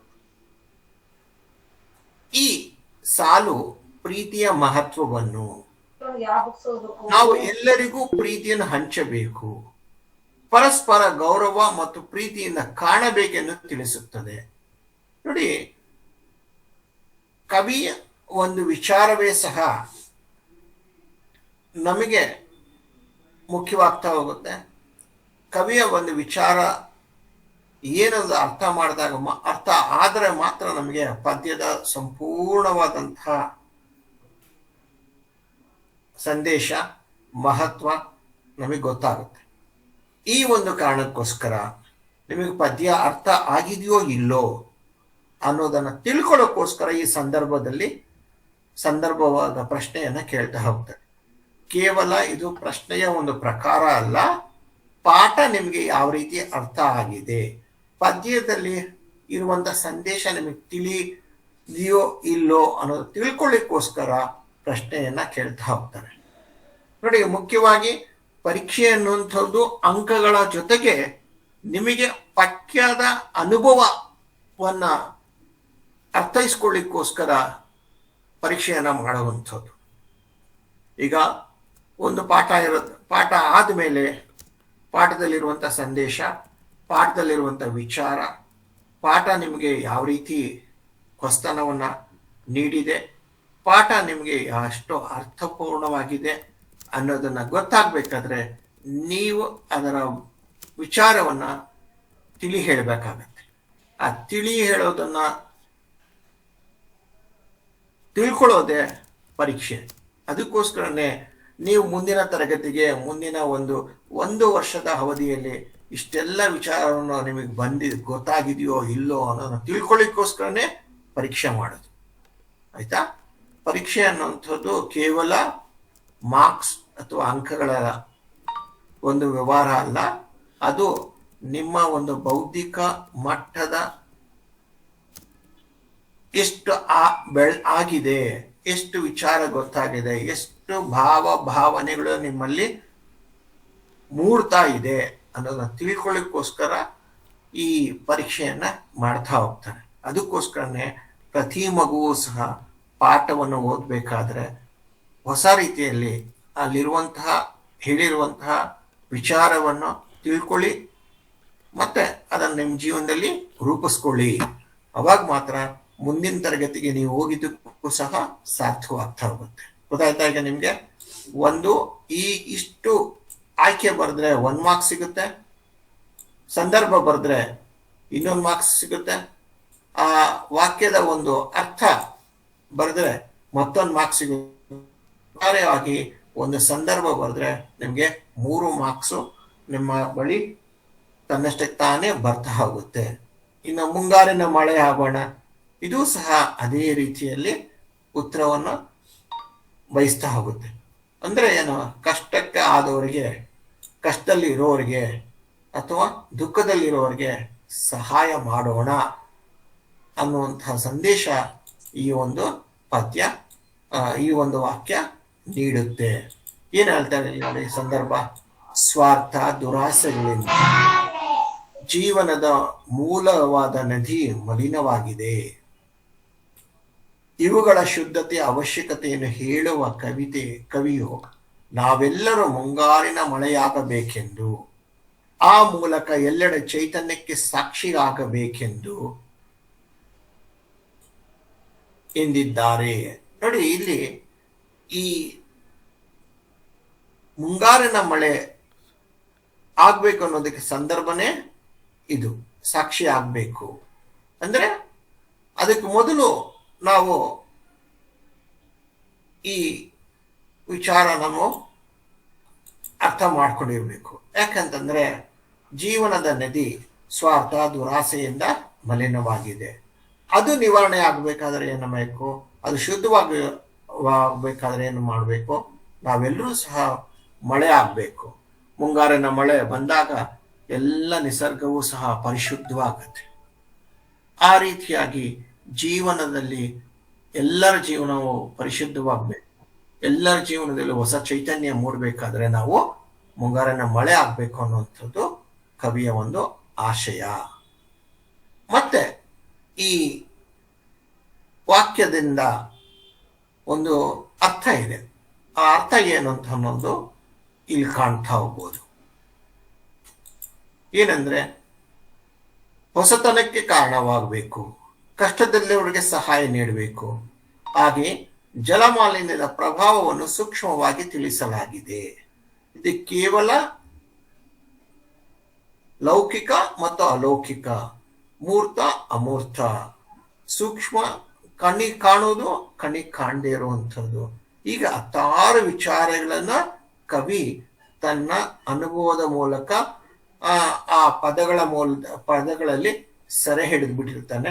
ಅದನ್ನ ನಾವು ಅರ್ಥ ಮಾಡ್ಕೊಳ್ಬೇಕು ಅನ್ನೋದನ್ನ ಹೇಳ್ತಾ ಹೋಗ್ತಾರೆ. ಇದು ಮಳೆ ಅನ್ನೋಂಥದ್ದು ಕೇವಲ ಗಲೀಜನ್ನ ಮುಂದೆ ತಗೊಂಡು ಹೋಗೋದಲ್ಲ, ಕಷ್ಟದಲ್ಲಿರೋರಿಗೆ ಸಹಾಯ ಮಾಡುವಂಥದ್ದು ಅನ್ನೋ ಅರ್ಥವೂ ಸಹ ಇದರಲ್ಲಿ ಬರುತ್ತೆ. ನೆಕ್ಸ್ಟ್ ಬರುವಂಥದ್ದು ಹೊಸ ಭರವಸೆಗಳನ್ನ ಕಟ್ಟೋಣ. ಮತ್ತೆ ಇಲ್ಲಿ ಏನಾಗುತ್ತೆ? ಅನೇಕ ಪದ್ಧತಿಗಳು, ಸಂಪ್ರದಾಯಗಳು ಗೊಂದಲಮಯವಾಗಿರುತ್ತೆ. ಆ ಒಂದು ಪ್ರಭಾವದಿಂದ ಏನಾಗುತ್ತೆ? ಜನ ಕಷ್ಟದಲ್ಲಿ ಇರ್ತಾರೆ, ಕೆಲವರಿಗೆ ಬದುಕಿನ ಆಸೆನೇ ಕಳ್ಕೊಂಡ್ಬಿಟ್ಟಿರ್ತಾರೆ. ಅಂತಹ ಜನರಲ್ಲಿ ಹೊಸ ಆಸೆಯನ್ನ ಮೂಡಿಸ್ಬೇಕಾಗಿದೆ. ಆ ಆ ಸಂದರ್ಭದಲ್ಲಿ ಈ ಪದವನ್ನ, ಈ ವಾಕ್ಯವನ್ನ ಬಳಸಿದ್ದಾರೆ. ಒಟ್ನಲ್ಲಿ ಈ ವಾಕ್ಯ ಏನ್ ಹೇಳತ್ತಂದ್ರೆ, ಎಲ್ಲರೂ ಸಹ ಆಶಾವಾದವನ್ನ ಹೊಂದಿರಬೇಕು, ಹಾಗೆ ಎಲ್ಲರೂ ಸಹ ಪರಸ್ಪರ ಬೆಂಬಲ ನೆರವನ್ನ ನೀಡಬೇಕು ಅನ್ನುವಂಥದ್ದನ್ನ ತಿಳಿಸಿದ್ದಾರೆ ಅನ್ನುವಂಥದ್ದು ಈ ಒಂದು ಸಂದರ್ಭದ ವಿಚಾರ. ಓಕೆ, ನೆಕ್ಸ್ಟ್ ಬರುವಂಥದ್ದು ಹೊಸ ಎಚ್ಚರದಲ್ಲಿ ಬದುಕೋಣ. ಏನಕ್ಕೋಸ್ಕರ ನಾವು ಎಚ್ಚರಿಕೆಯಿಂದ ಇರಬೇಕು ಅಂತಂದ್ರೆ, ನಾವೆಲ್ಲರೂ ಸಹ ಅನೇಕ, ನಮ್ಮ ಜೀವನವೇ ಸಹ ಭಯ ಮತ್ತು ಸಂಶಯದಲ್ಲಿ ಇದೆ. ಇದು ಪರಿಣಾಮ ಏನಾಗಿದೆ, ಈ ಭಯ ಮತ್ತು ಸಂಶಯ ಕಾರಣ ಎಂತಂದ್ರೆ, ನಮ್ಮಲ್ಲಿರುವಂತಹ ಜಾತಿ, ಧರ್ಮ, ಈ ಮೂಲಕ ನಾವು ಬದುಕನ್ನ ಕಟ್ಕೊಂಡ್ಬಿಟ್ಟಿದ್ದೀವಿ. ಈ ಬದುಕನ್ನು ಕಟ್ಕೊಂಡಾಗ ಎಲ್ರಿಗೂ ಸಹ ಅನುಮಾನ ಜಾಸ್ತಿ. ಹಾಗೇನೆ ಬೇರೆ ಧರ್ಮದವರು ನಮ್ಮ ಮೇಲೆ ಒತ್ತಡವನ್ನು ಹಾಕ್ಬೋದು ಅನ್ನುವಂತಹ ಹೆದರಿಕೆ. ಈ ಒಂದು ಕಾರಣಕ್ಕೋಸ್ಕರ ಸಮಾಜ ಧರ್ಮದ ಆಧಾರದಲ್ಲಿ ಹೊಡೆದೋಗ್ಬಾರ್ದು, ಆ ಒಂದು ಎಚ್ಚರಿಕೆಯನ್ನ ಈ ವಾಕ್ಯ ಕೊಡ್ತಾ ಇದೆ ಅನ್ನೋದು ಕವಿಯ ಒಂದು ಹೇಳಿರುವಂತಹ ರೀತಿ. ಮತ್ತೆ ಇದರ ಅರ್ಥ ಏನಂತಂದ್ರೆ, ನಾವು ಎಚ್ಚರಿಕೆಯಿಂದ ಹೇಗೆ ಬದುಕನ್ನು ಕಟ್ಕೊಳ್ಬೇಕು, ಶಾಂತಿ ಸಹಕಾರದಿಂದ ಜೀವನದ ಅವಶ್ಯಕತೆ, ಜೀವನದಲ್ಲಿ ಅವಶ್ಯಕತೆಯನ್ನು ತಿಳಿಸುತ್ತೆ. ಯಾವುದು, ನಮ್ಮ ಪ್ರತಿಯೊಬ್ಬರ ಜೀವನದಲ್ಲೂ ಸಹ ಶಾಂತಿ ಇರಬೇಕು, ಸಹಕಾರ ಇರಬೇಕು. ಅವಾಗ ಏನಾಗುತ್ತೆ, ಜೀವನ ಅನ್ನೋಂಥದ್ದು ಸರಾಗವಾಗಿರುತ್ತೆ.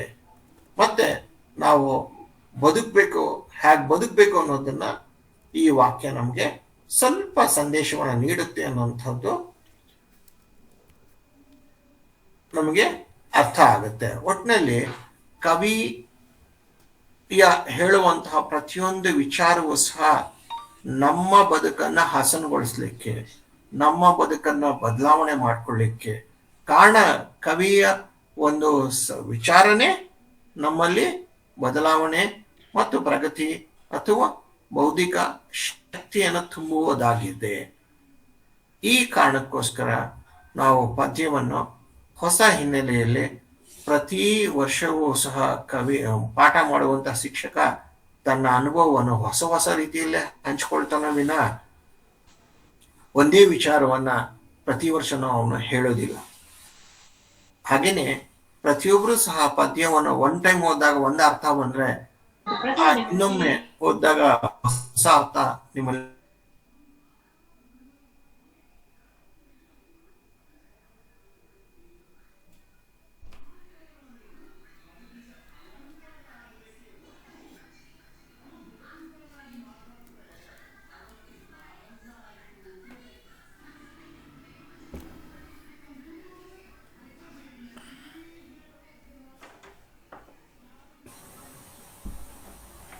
ಸರ್ ಕೇಳಿಸ್ತಾ ಇಲ್ಲ?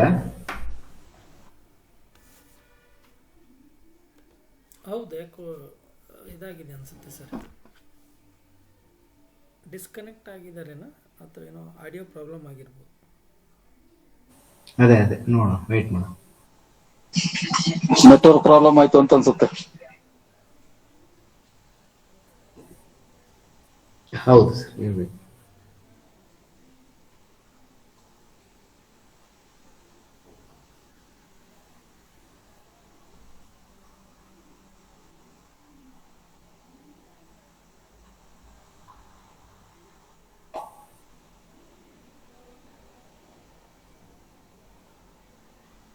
ನೀವು ಬರೆದಿರುವಂತಹ ವಾಕ್ಯ ಅನ್ನುವಂಥದ್ದು ಒಂದು ಎಚ್ಚರಿಕೆಯ ಮಾತು ನಿಮಗೆ. ಓಕೆ, ಈಗ ಗೊತ್ತಾಯ್ತಾ ಈಗ ಸಂಕಲ್ಪ ಗೀತೆಯ ಒಂದು ಸಂದರ್ಭವನ್ನು ಯಾವ ರೀತಿ ಬರಿಬಹುದು ಅಂತ? ಮಲ್ತೇಶ್ ಸರ್, ಒಂದು ಎರಡು ನಿಮಿಷ ಡಿಸ್ಕನೆಕ್ಟ್ ಆಗಿತ್ತು ನಿಮ್ಮದು. ಹೌದಾ? ಆಮೇಲೆ ಶೇರಿಂಗ್ ಬರ್ತಾ ಇಲ್ಲ, ಸ್ಕ್ರೀನ್ ಬರ್ತಾ ಇಲ್ಲ. ಈಗ ಬರ್ತಾ ಇಲ್ವಾ? ಇಲ್ಲ.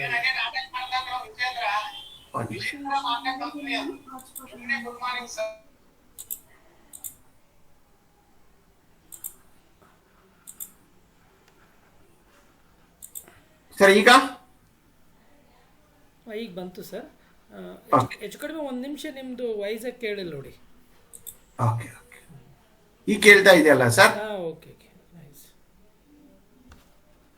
ಸರಿ ಸರ್. ಮಕ್ಕಳಲ್ಲಿ ಏನಾದರೂ ಚಿಕ್ಕ ಪ್ರಶ್ನೆಗಳು ಏನಾದ್ರು ಇದ್ರೆ? ಹಲೋ,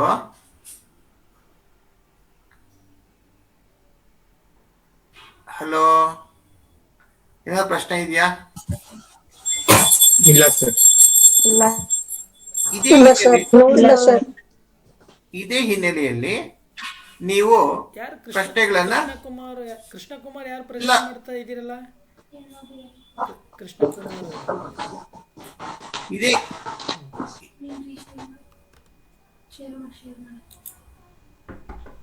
ಮಾಡಿದ್ಯಮ್ಮ.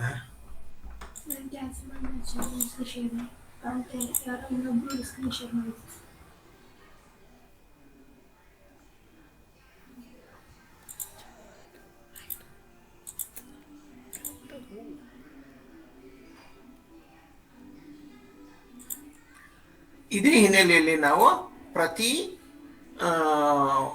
ಸಂದರ್ಭವನ್ನ ಗಮನಿಸಬೇಕಾಗತ್ತೆ.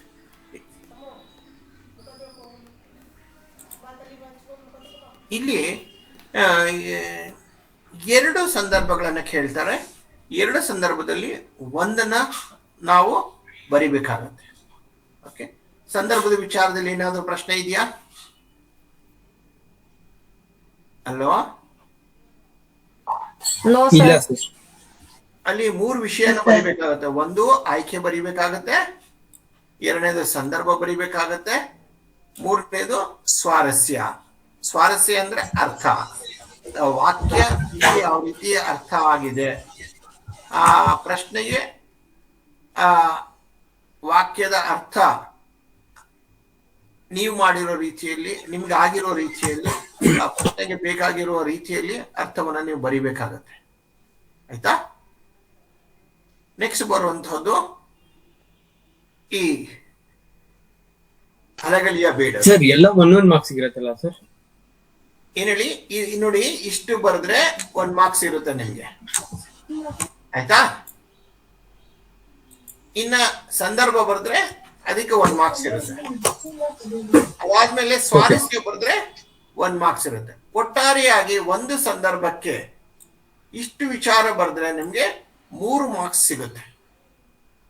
ಏನಾದ್ರು ಇದೆಯಾ? ಗೊತ್ತಾಯ್ತಾ?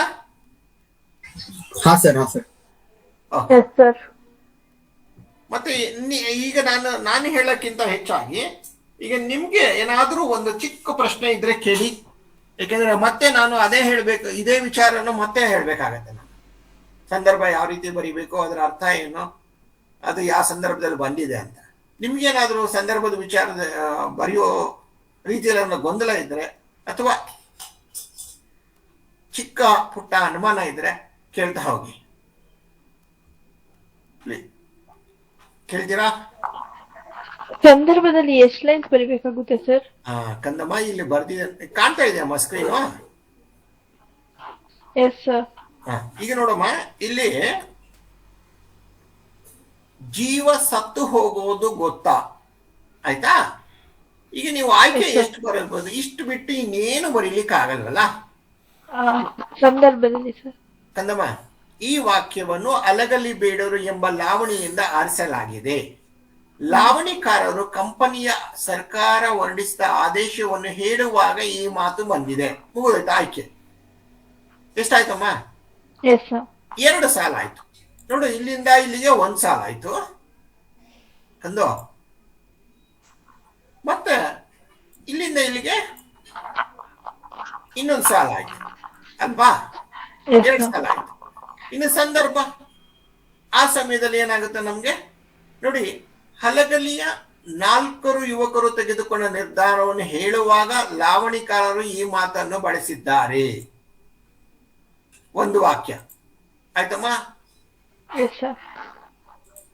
1 ನಿಮಿಷ ಬೇರೆ ಕಲರ್ ಹಾಕ್ಬಿಡ್ತೀನಿ, ಅವಾಗ ನಿನ್ಗೆ ಸ್ವಲ್ಪ ಧೈರ್ಯ ಬರುತ್ತೆ. ಓ, ನನಗೆ ಗೊತ್ತಿದೆ, ನನಗೆ ಬರೀತೀನಿ ಅನ್ನೋಂತ ನಂಬಿಕೆ ಬರುತ್ತೆ. ನೋಡಿ, ಒಂದು ಹೇಳಿದ್ರು ಸಂದರ್ಭ ಯಾವಾಗ ಹೇಳಿ? 4 ಯುವಕರು ನಿರ್ಧಾರ ತಗೊಂಡ್ರಲ್ಲ, ಆ ಸಂದರ್ಭದಲ್ಲಿ ಆ 4 ಯುವಕರು ಯಾರು? ಏನಕ್ಕೋಸ್ಕರ ನಿರ್ಧಾರ ತಗೊಂಡ್ರು?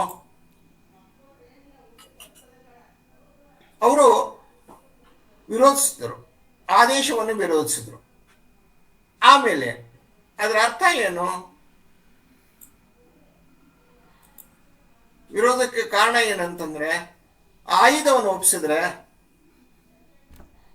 ತಾವು ಸತ್ತ ಹಾಗೆ.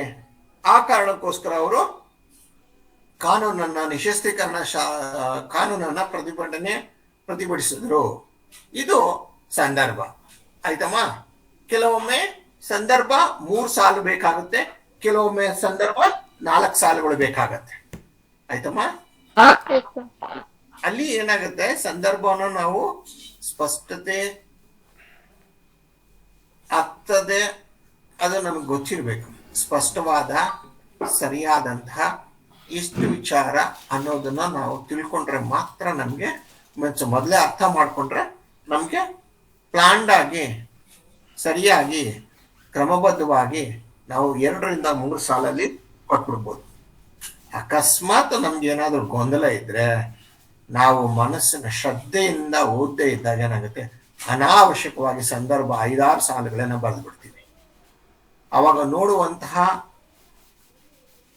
ಶಿಕ್ಷಕನಿಗೂ ಸಹ ಬೇಜಾರಾಗುತ್ತೆ. ಅಯ್ಯೋ, ಯಾಕಂದ್ರೆ ಆ ಟೀಚರ್ಗೆ ಸುಮಾರು ಪಾಪ ಬೆಳಿಗ್ಗೆಯಿಂದ ಸಾಯಂಕಾಲದೊಳಗೆ ಅವ್ರು 25 ಪ್ರಶ್ನೆ ಪತ್ರಿಕೆಗಳನ್ನ ಅವರು ಕರೆಕ್ಷನ್ ಮಾಡ್ಬೇಕಾಗುತ್ತೆ.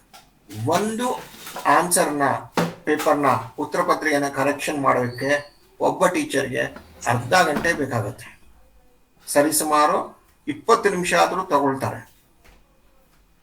ಓಕೆ, 20 ನಿಮಿಷ, ಅರ್ಧ ಗಂಟೆಯ 20 ನಿಮಿಷದಿಂದ 30 ನಿಮಿಷ ತಗೊಂಡ ಮೇಲೆ ಮತ್ತೆ ಇನ್ನೊಂದು ಪೇಪರ್ನ ತಗೊಂಡು ಅವ್ರು ಬೇರೆಯವರು ಕರೆಕ್ಷನ್ ಮಾಡಿರೋದನ್ನು ಅದನ್ನು ಇವ್ರು ನೋಡ್ಬೇಕಾಗತ್ತೆ. ಆ ಒಂದು ಕಾರಣಕ್ಕೋಸ್ಕರ ಬರೆಯುವಂತಹ ಹುಡುಗರು ತಾವೇ ಜಾಸ್ತಿ ಶ್ರದ್ಧೆಯಿಂದ ಕ್ರಮಬದ್ಧವಾಗಿ ಅರ್ಥಪೂರ್ಣವಾಗಿ ಉತ್ತರವನ್ನ ನೀವೇ ಬರೆದ್ಬಿಟ್ರೆ ನಿಮ್ಗೂ ಒಳ್ಳೆಯದು, ಪಾಪ ಕರೆಕ್ಷನ್ ಮಾಡುವಂತ ಮೇಸ್ಟ್ರಿಗೂ ಒಳ್ಳೆಯದು, ನಿಮ್ಗೂ ತೊಂದರೆ ಆಗಲ್ಲ, ಒಳ್ಳೆ ಮಾರ್ಕ್ಸ್ ಬರುತ್ತೆ, ಮೇಸ್ಟ್ರಿಗೂ ಸಹ ಸಂತೋಷದಿಂದ ಅವರು ಮಾರ್ಕ್ಸ್ ಅನ್ನ ಕೊಡ್ಲಿಕ್ಕೆ ಸಾಧ್ಯವಾಗ್ತಾ ಹೋಗುತ್ತೆ. ಪಾಪ ನೀವೇನೇನೋ ಬರೆದ್ಬಿಟ್ರೆ ಅವ್ರಿಗೂ ಸಹ ನಿರ್ಧಾರ ಮಾಡ್ಲಿಕ್ಕೆ ಕಷ್ಟ ಆಗುತ್ತೆ. ಆಯ್ತಾ? ಮೊದಲನೇದಾಗಿ ತಾವೇನ್ ಮಾಡ್ಬೇಕು, ಪ್ರಶ್ನೆಯನ್ನ ಈಗ ಮೊದಲೇ ಪ್ರತಿ ಪ್ರಶ್ನೆಯನ್ನ ಅರ್ಥೈಸ್ಕೊಳ್ಬೇಕು. ನೀವು ಅರ್ಥ ಮಾಡ್ಕೊಂಡಿರ್ಬೇಕು. ನೀವು ಅರ್ಥ ಮಾಡಬೇಕಾದ್ರೆ ನಿಮಗೆ ಆ ಪ್ರಶ್ನೆ ಅರ್ಥ ಆಗೋಗ್ಬೇಕು ಅಂತಂದ್ರೆ ನೀವೇ ಮಾಡಬೇಕು, ಸ್ವಲ್ಪ ಅಕ್ಕರೆಯಿಂದ ಶ್ರದ್ಧೆಯಿಂದ ಪ್ರೀತಿಯಿಂದ ಓದ್ಕೊಳ್ಬೇಕು. ಓದ್ಕೊಂಡ್ಬಿಟ್ಟು ಏನ್ ಕಷ್ಟ ಇಲ್ಲ, ನಾನು ಬರಿತೀನಿ, ನನ್ನ ಶಕ್ತಿ ಇದೆ, ನಾನು 10ನೇ ಕ್ಲಾಸ್ ಓದ್ತಾ ಇರುವಂತಹ ಮಗು ನೆಕ್ಸ್ಟ್ ಪ್ರೀ ಯೂನಿವರ್ಸಿಟಿಗೆ ಹೋಗ್ತೀನಿ, ಇಲ್ಲ 11th ಗ್ರೇಡ್ಗೆ ಹೋಗ್ತೀನಿ ಅನ್ನುವಂತಹ ಖುಷಿ ನಿಮ್ಮಲ್ಲಿ ಇದ್ರೆ ಎಲ್ಲವೂ ಸಹ ಬೇಗ ಅರ್ಥವಾಗ್ಬಿಡುತ್ತೆ. ಯಾವಾಗ ನಿಮ್ಮ ಮನಸ್ಸಲ್ಲಿ ಸಂತೋಷ ಇರಲ್ವೋ ಅವಾಗ ಏನೂ ಅರ್ಥ ಆಗಲ್ಲ. ಆಯ್ತಾ? ಅದಕ್ಕೋಸ್ಕರನೇ ಓದೋ ಸಂದರ್ಭದಲ್ಲಿ ಖುಷಿಯಾಗಿ ಓದಿ. ಇನ್ನೂ ಸಮಯ ಇದೆ. ಈಗ ನೀವು ಮನಸ್ಸು ಸಂತೋಷ ಆಗ್ಬಿಟ್ರೆ ನೀವು ಹಿಂದೆ ಓದಿರೋದೆಲ್ಲ ಮರ್ತೋಗಿರೋದೆಲ್ಲ ನೆನಪು ಬಂದ್ಬಿಡುತ್ತೆ. ಆಯ್ತಾ? ಇದೊಂದು ಒಳ್ಳೆಯ ಒಂದು ಕೆಲಸವನ್ನ ಮಾಡಬೇಕಾಗತ್ತೆ. ಓಕೆ, ನೀವು ಸಂತೋಷವಾಗಿದ್ದರೆ ನಿನ್ನ ತಾಯಿಗೆ ಖುಷಿ, ನಿನ್ನ ತಂದೆಗೆ ಖುಷಿ, ಜೊತೆಗೆ ನಿನ್ನ ಶಾಲೆಗೂ ಸಹ ಖುಷಿ, ಮತ್ತೆ ನಿಮಗೆ ನಿಮ್ಮ ಜೀವನದಲ್ಲೂ ಸಹ ಮುಂದೆ ಸಾಗಲಿಕ್ಕೆ ಅನುಕೂಲ ಆಗುತ್ತೆ. ಓಕೆ, ಖುಷಿ ಅಂತಂದ್ರೆ ಸಮಯವನ್ನು ಹಾಳು ಮಾಡೋದಲ್ಲ, ಸಮಯನ ಸದುಪಯೋಗ ಪಡಿಸ್ಕೊಳ್ಳಿ. ಖುಷಿ ಅಂದ್ರೆ ಫೋನ್ ನೋಡೋದಲ್ಲ, ಖುಷಿ ಅಂತಂದ್ರೆ ಪುಸ್ತಕವನ್ನ ಅರ್ಥ ಮಾಡ್ಕೊಳ್ಳುವಂಥದ್ದು. ಖುಷಿ ಅಂದ್ರೆ ಏನ್ ಗೊತ್ತಾ, ಸುಮ್ಮನೆ ಫ್ರೆಂಡ್ಸ್ ಜೊತೆ ಮಾತಾಡೋದಲ್ಲ. ಖುಷಿ ಅಂದ್ರೆ ನೀವು ಓದಿದ್ದನ್ನ ಅರ್ಥ ಮಾಡ್ಕೊಳ್ಳುವಂಥದ್ದೇ ನಿಮ್ಮ ಖುಷಿ. ಈ 25 ವರ್ಷಗಳ ತನಕ ಶ್ರದ್ಧೆಯಿಂದ ಓದಿ, ಒಳ್ಳೆ ವಿಚಾರ ತಿಳ್ಕೊಳ್ಳಿ, ಆಮೇಲೆ ಜೀವನ ಪೂರ್ತಿ ಸಂತೋಷವಾಗಿರ್ಬೋದು. ಓಕೆ, ನೆಕ್ಸ್ಟ್ ಸ್ವಾರಸ್ಯ ಇದೆಯಲ್ಲ, ಇದು ಮತ್ತೆ ಇನ್ನೊಂದು ಸರ್, ಅದು ಆಯ್ಕೆ ಕವಿ ಹೆಸರು ಬರಿಬೇಕಂತ ಇಲ್ವಾ ಸರ್? ಅಮ್ಮ, ಇದರಲ್ಲಿ ಕವಿ ಇಲ್ವಲ್ಲ ಅಮ್ಮ? ಅಂದ್ರೆ ಹಲೋ, ಅಲ್ಲ ಗದ್ಗದಿ ಮಠ ಅವರು ಸಂಪಾದಿಸಿರುವ. ಅದು ಸಂಪಾದನೆ ಮಾಡಿರೋದಮ್ಮ. ಹೌದು, ಹಾಗೆ ಪರವಾಗಿಲ್ಲಮ್ಮ.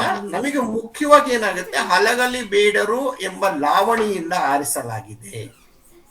ಹಾ, ಓಕೆ ಸರ್.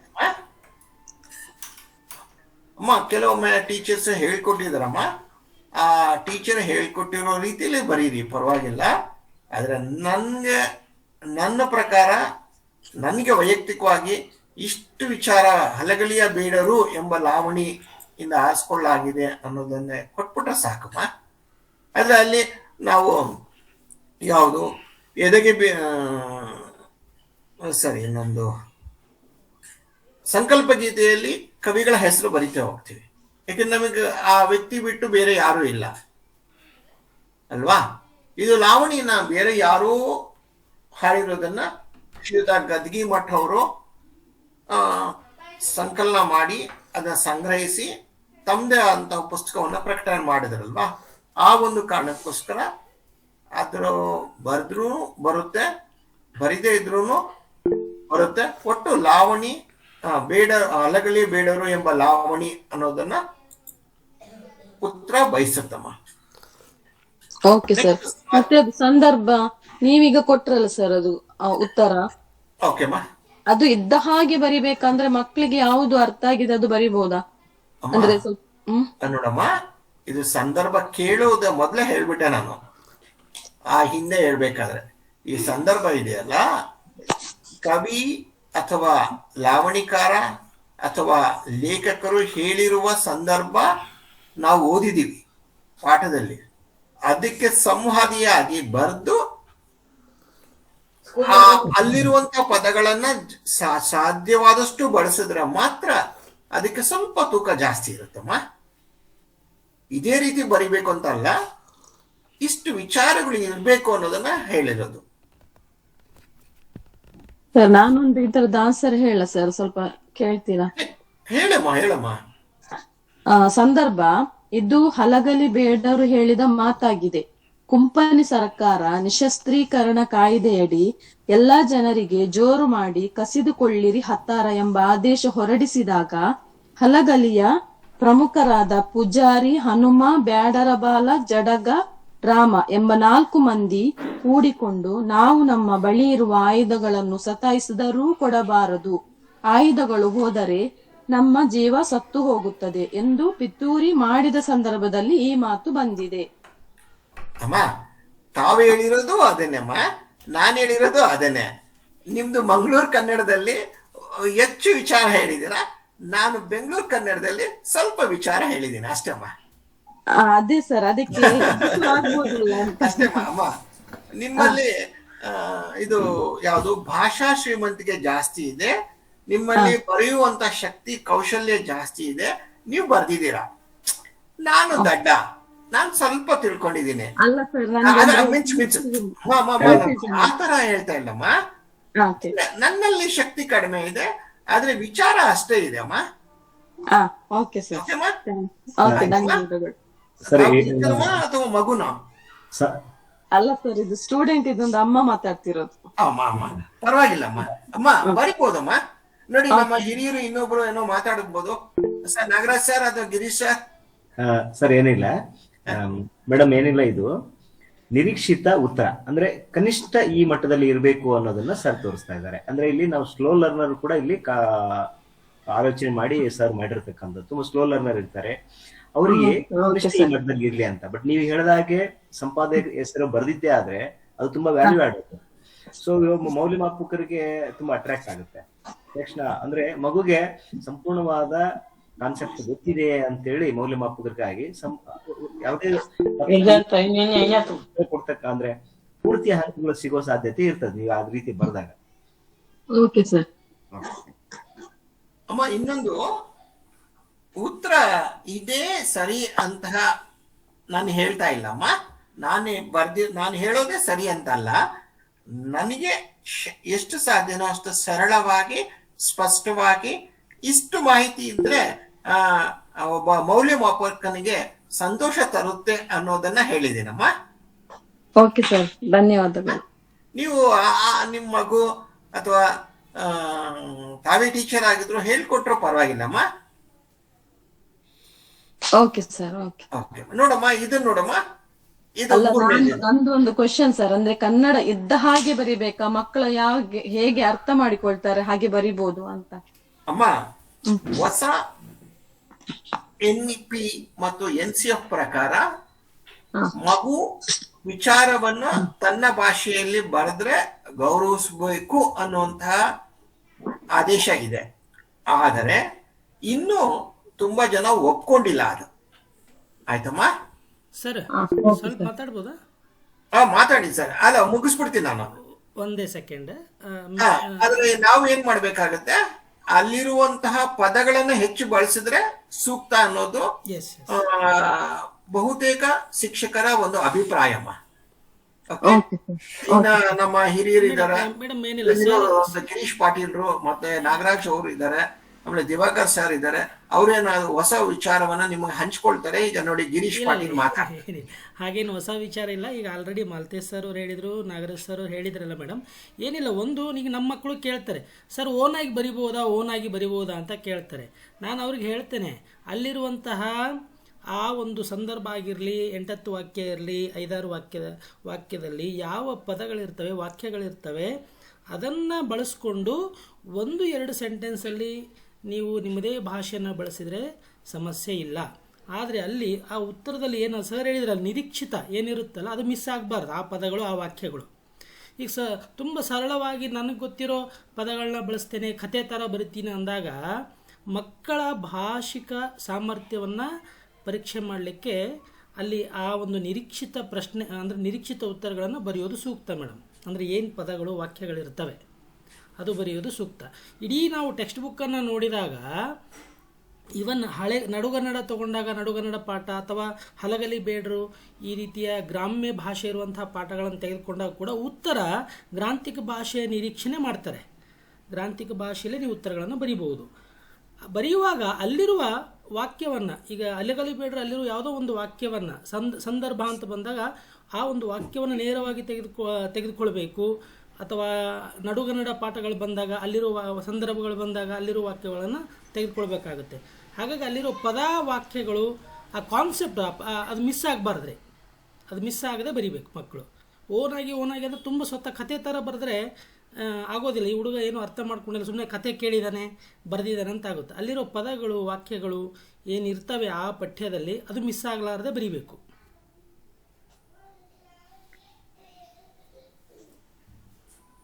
ಅಮ್ಮ, ಓಕೆ ಸರ್. ತಮ್ಗೆ ಈ ಪ್ರತಿ ತಾಯಿಗೂ ಪ್ರತಿ ಮಗುಗೂ ಇರುವಂತಹ ಗೊಂದಲನೇ ಇದಮ್ಮ. ಹೌದು ಸರ್. ಕಾರಣ ಇಷ್ಟೇ, ತಾವು ಓದ್ಬೇಕಾದ್ರೂ ಇದೇ ಗೊಂದಲ ಇತ್ತು, ನೀವು ಓದಿಸ್ಬೇಕಾದ್ರೂ ಇದೇ ಗೊಂದಲ ಇದೆ. ಆಯ್ತಮ್ಮ? ಈ ಗೊಂದಲ ಸಾರ್ವತ್ರಿಕ, ಸರ್ವಕಾಲಿಕ. ಹೇಳಿದ್ದು ಇಲ್ಲ ಸರ್, ಇಲ್ಲ. ಅಂದ್ರೆ ಏನಂದ್ರೆ, ನಾವು ವಸ್ತು ಏನು ಬರೀಲಿಕ್ಕೆ ಆಗಲ್ಲಮ್ಮ, ವಿಚಾರನೇ ಬರಿಬೇಕಾಗತ್ತೆ. ಹೌದು. ಈಗ ಮಗು ಪ್ರೀತಿಯಿಂದ ಓದಿದ್ರೆ ಆ ಪದಗಳು ಅವನ ನೆನಪಿನಲ್ಲಿ ಉಳ್ಕೊಳ್ಳುತ್ತೆ. ಅಷ್ಟನ್ನ ಅದೇ ಪದಗಳನ್ನ ಅವನು ಬಳಸಿದ್ರೆ ಸೂಕ್ತವಾಗುತ್ತಮ್ಮ. Okay sir.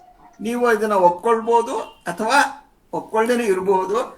ಆದ್ರೆ ಪರೀಕ್ಷೆಗೆ ಆ ಮಗು ಅಷ್ಟೇನೆ ಬರೆಯೋದು, ಏನು ವಸ್ತುನ ಬರೆಯಕ್ ಹೋಗಲ್ಲ ಅವನು. ಹೌದು ಸರ್. ತಮ್ದು ಊರು ಯಾವ್ದಮ್ಮ?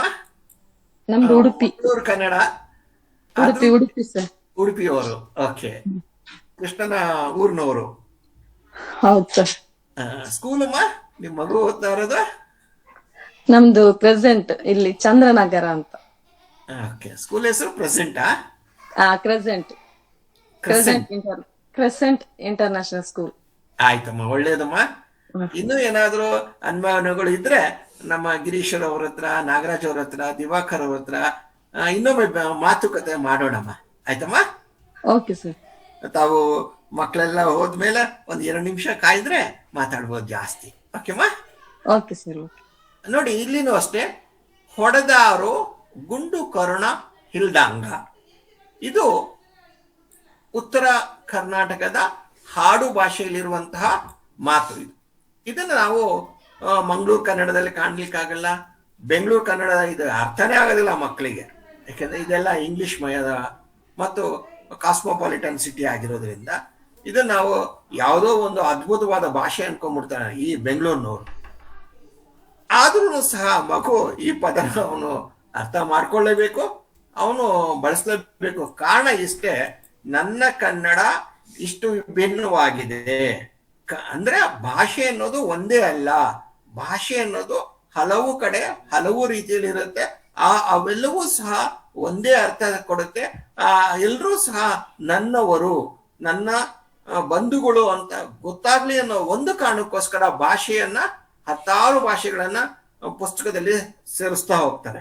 ಅದು ಒತ್ತಾಯ ಅಲ್ಲ, ಆ ಮಗುವಿಗೆ ಮಾನಸಿಕವಾಗಿ ಸ್ಥೈರ್ಯವನ್ನು ತಂದ್ಕೊಡ್ಬೇಕು ಮತ್ತು ನನ್ನ ಇತಿಹಾಸದ ಪರಿಚಯ ಆಗ್ಲಿ, ಭಾಷಾ ಇತಿಹಾಸದ ಪರಿಚಯ ಆಗ್ಲಿ ಅನ್ನೋ ಒಂದು ಕಾರಣಕ್ಕೋಸ್ಕರ ಹಳೆಗನ್ನಡ, ನಡುಗನ್ನಡ, ಹೊಸಗನ್ನಡ, ಹೊಸಗನ್ನಡದಲ್ಲಿ ಹಾಡು ಮಾತು, ಈ ಮತ್ತು ಉಡುಪಿ ಕನ್ನಡ, ಮಂಗಳೂರು ಕನ್ನಡ, ಹೀಗೆ ಹಲವಾರು ವಿಚಾರಗಳನ್ನ, ಹಲವಾರು ಭಾಷೆಯ, ಹಲವಾರು ಪ್ರಾಂತೀಯ ಭಾಷೆಗಳನ್ನ ಬಳಸ್ತಾ ಹೋಗ್ತಾರೆ.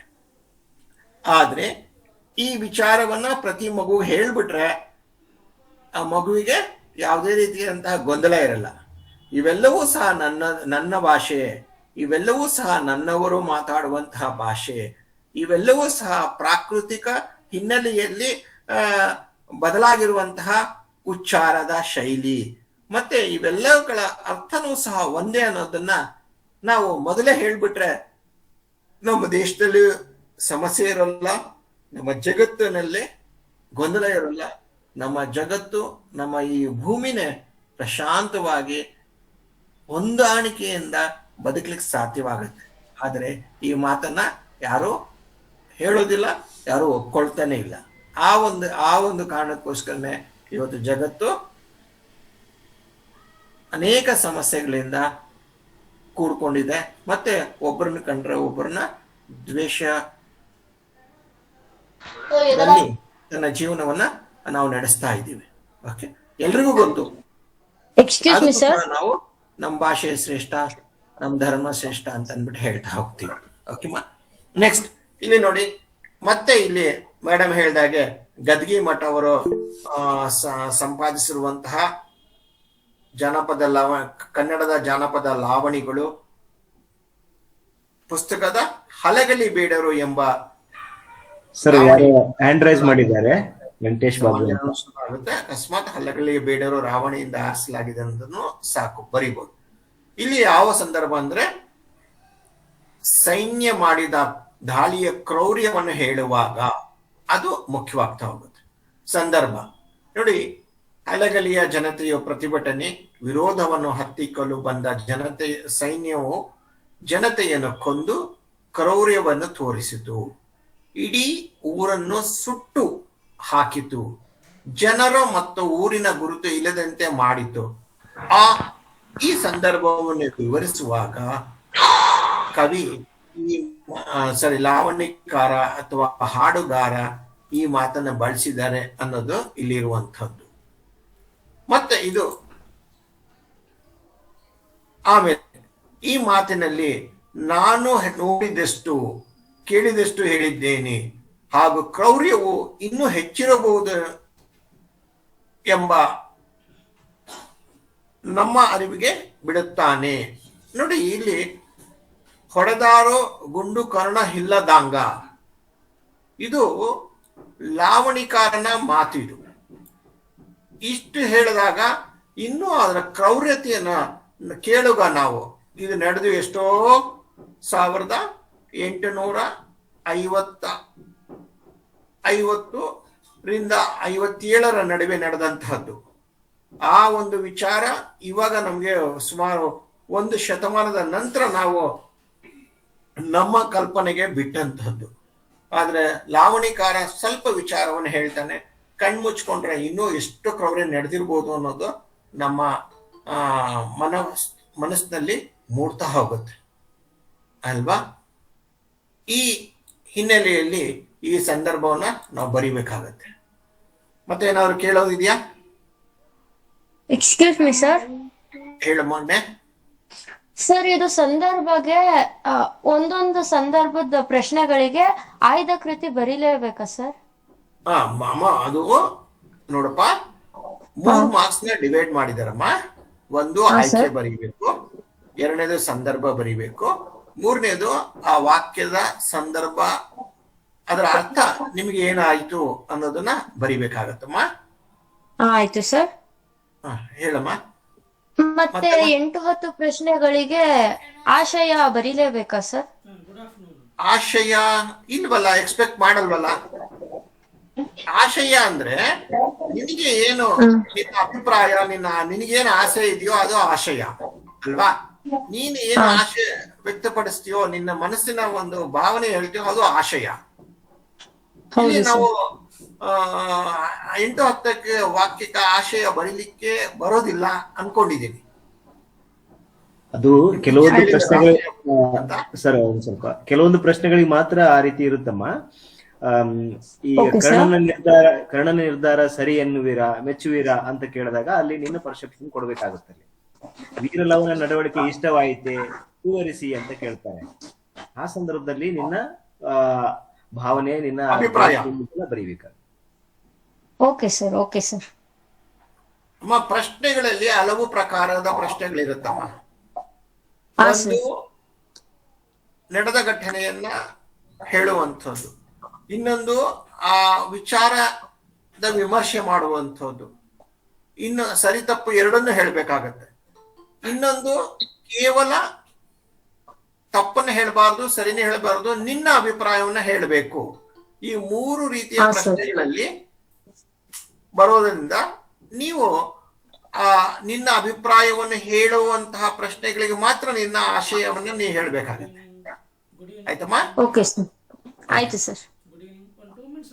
ಮತ್ತೆ ಇನ್ನೇನಾದ್ರೂ ಪ್ರಶ್ನೆ ಇದೆಯಾ? ಸರ್ ಅದು ಇನ್ನೊಂದು ಸಂದರ್ಭ ಇದೆಯಲ್ಲ ಸರ್, ಯಾವ್ದಮ್ಮ? ಕೆಟ್ಟು ವರ್ಣಿಸಿ ಹೇಳಿದೆ ಕಂಡಷ್ಟು ಹಲಗಲಿ ಬೇಡ.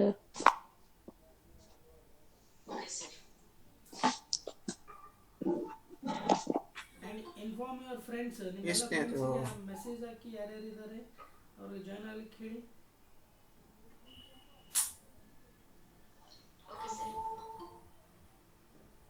ಇನ್ನೊಂದು ಇದೆಯಾ? 3 ಅಲ್ಲಮ್ಮ ಇರೋದು? ಇಲ್ಲ ಸರ್, ಟೆಕ್ಸ್ಟ್ ಬುಕ್ ಅಲ್ಲಿ ಇನ್ನೊಂದು ಇದೆ, ಕೆಟ್ಟು ವರ್ಣಿಸಿ ಹೇಳಿದೆ ಕಂಡಷ್ಟು. ಒಂದ್ ನಿಮಿಷ. ಇಲ್ಲಿ 4ನೇದು ಇದೆಯಲ್ಲಮ್ಮ, ಕೆಟ್ಟು ವರ್ಣಿಸಿ ಹೇಳಿದೆ ಕಂಡಷ್ಟು. ಓಕೆಮ್ಮ, ಓಕೆಮ್ಮ. ಇಲ್ಲಿ ಏನಾಗುತ್ತೆ ಅಂದ್ರೆ, ಇದು ಕವಿ ಲಾವಣಿಕಾರ ಅಲ್ಲಿ ನಡೆದಂತಹ ಘಟನೆಯನ್ನ, ಈ 2 ಇದೆಯಲ್ಲಮ್ಮ, 2 ಹತ್ರ ಒಂದೇ ಅರ್ಥವನ್ನ ಸೂಚಿಸೋದು. ಈ 3ನೇದು ಮತ್ತೆ 4ನೇದು. ಆಯ್ತಮ್ಮ? ಇವೆರಡೂ ಲಾವಣಿಕಾರ ಹೇಳ್ತಾನೆ ಎಷ್ಟೆಲ್ಲ ಕಷ್ಟ ಅನುಭವಿಸಿದ್ರು, ಯಾವೆಲ್ಲ ರೀತಿಯಲ್ಲಿ ತೊಂದರೆಯನ್ನು ಕೊಟ್ರು ಅನ್ನೋದನ್ನ ಅವನು ನನಗೆ ಗೊತ್ತಿದ್ದಷ್ಟು ವರ್ಣನೆ ಮಾಡಿದ್ದೀನಪ್ಪ, ಉಳಿದಿರೋದು ನಿಮ್ಮ ಅಭಿಪ್ರಾಯ, ನೀವು ಕಲ್ಪಿಸ್ಕೊಳ್ಳಿ, ಅದರ ಕ್ರೂರತೆ ಎಷ್ಟಿತ್ತು ಅನ್ನೋದನ್ನ ನೀವು ಊಹೆ ಮಾಡ್ಕೊಳ್ಳಿ ಅಂತ ಅಂದ್ಬಿಟ್ಟು ನಮ್ಗೆ ಬಿಟ್ಬಿಡೋದಮ್ಮ. ಆಗ ಏನಾಗುತ್ತೆ, ಮಗು ನನಗೆ ಇಷ್ಟೊಂದೆಲ್ಲ ಕಷ್ಟ ಅನುಭವಿಸಿ ನಮಗೆ ಸ್ವತಂತ್ರವನ್ನು ಕೊಟ್ಟಿದ್ದಾರೆ, ನಾವು ನಮ್ಮ ಸ್ವತಂತ್ರದ ಬದುಕನ್ನ ಸದುಪಯೋಗ ಪಡಿಸ್ಕೊಳ್ಬೇಕು ಅನ್ನುವಂತಹ ಮನಸ್ಥಿತಿ ಮೂಡಬೇಕು ಅನ್ನುವಂಥದ್ದೇ ಈ 4ನೇ ಪ್ರಶ್ನೆಯ ಒಂದು ಆಶಯಮ್ಮ. Okay sir.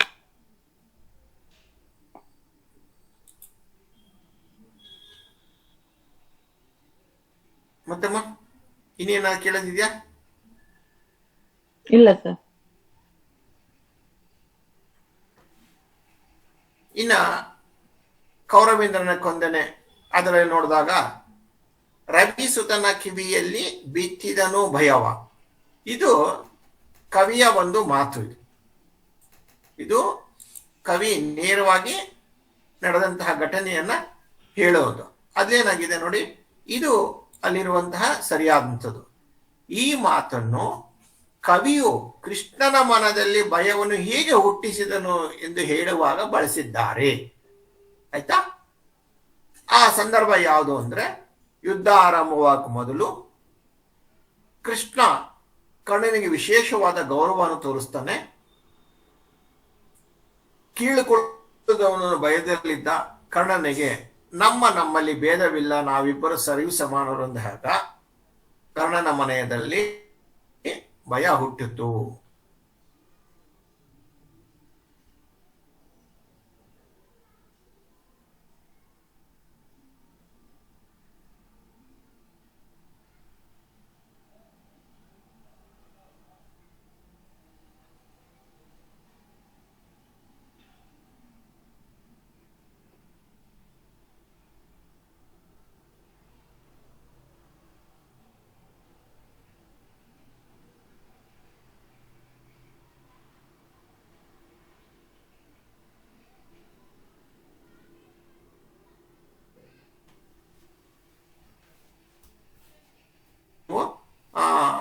ಬಳಸಬೇಕಾಗತ್ತೆ. ಓಕೆ, ನೆಕ್ಸ್ಟ್ ಇನ್ನು ಬಾಯ್ದಂಬುಲಕ್ಕೆ ಕೈ ಆನುವರೆ ಏನಾಗಿದೆ, ಈ ಮನಸ್ಥಿತಿಯನ್ನು ಅಂಗಿಸುವಾಗ ಹೇಳಿದಾನೆ ಅಂತ ನಾನು ಬರ್ಸಿದ್ದೀನಿ. ಆ ಸಂದರ್ಭ ಏನು, ಇಷ್ಟು ಏನಂದ್ರೆ, ನೀನು ಅವ್ರ ಸೇವಕನಾಗ್ಲಿಕ್ಕೆ ಸರಿಯಲ್ಲ, ನಿನ್ಗೆ ರಾಜನಾಗುವಂತಹ ಯೋಗ್ಯತೆ ಇದೆ, ಶಕ್ತಿ ಇದೆ, ಸಾಮರ್ಥ್ಯವಾಗಿದೆ, ನೀನು ಒಪ್ಕೋ, ಪಾಂಡವರು ಕೌರವರು ಇಬ್ರು ಸಹ ನೆಮ್ಮದಿಯಿಂದ ಬದುಕ್ಬೋದು, ನೀನೇ ರಾಜನಾಗ್ಬೋದು ಅನ್ನುವಂತಹ ಹೇಳುವಂತ ಸಂದರ್ಭದಲ್ಲಿ ಈ ಮಾತು ಬಂದಿದೆ. ಒಟ್ನಲ್ಲಿ ಈ ಮಾತಿನ ಅರ್ಥ ಅಂತಂದ್ರೆ, ಸೇವಕನಾದವನು ಒಡೆಯನು ನೀಡುವ ತನಕ ಕಾಯ್ಬೇಕು, ಅವನಿಗೆ ಸ್ವತಂತ್ರ ಇರೋದಿಲ್ಲ. ಇದು ಎಲ್ಲ ಕಾಲದಲ್ಲೂ ಸಹಜವಾದದ್ದು. ಯಾಕೆಂದ್ರೆ ಯಜಮಾನ ಕೊಡೋ ತನಕ ನಾವು ಏನನ್ನೂ ಮಾಡಕ್ಕಾಗಲ್ಲ. ನೋಡಿ, ನಾವು ಸ್ಕೂಲಲ್ಲಿ ನಮ್ಮ ಕ್ಲಾಸಲ್ಲಿ ಮಾತ್ರ ನಾವು ಟೀಚರ್, ಸ್ಕೂಲಿಗೆ ಬಂದ್ರೆ ನಮ್ಮ ಪ್ರಿನ್ಸಿಪಲ್ ಹೇಳೋದಂಗ ನಾವು ಕಾಯ್ಲೇ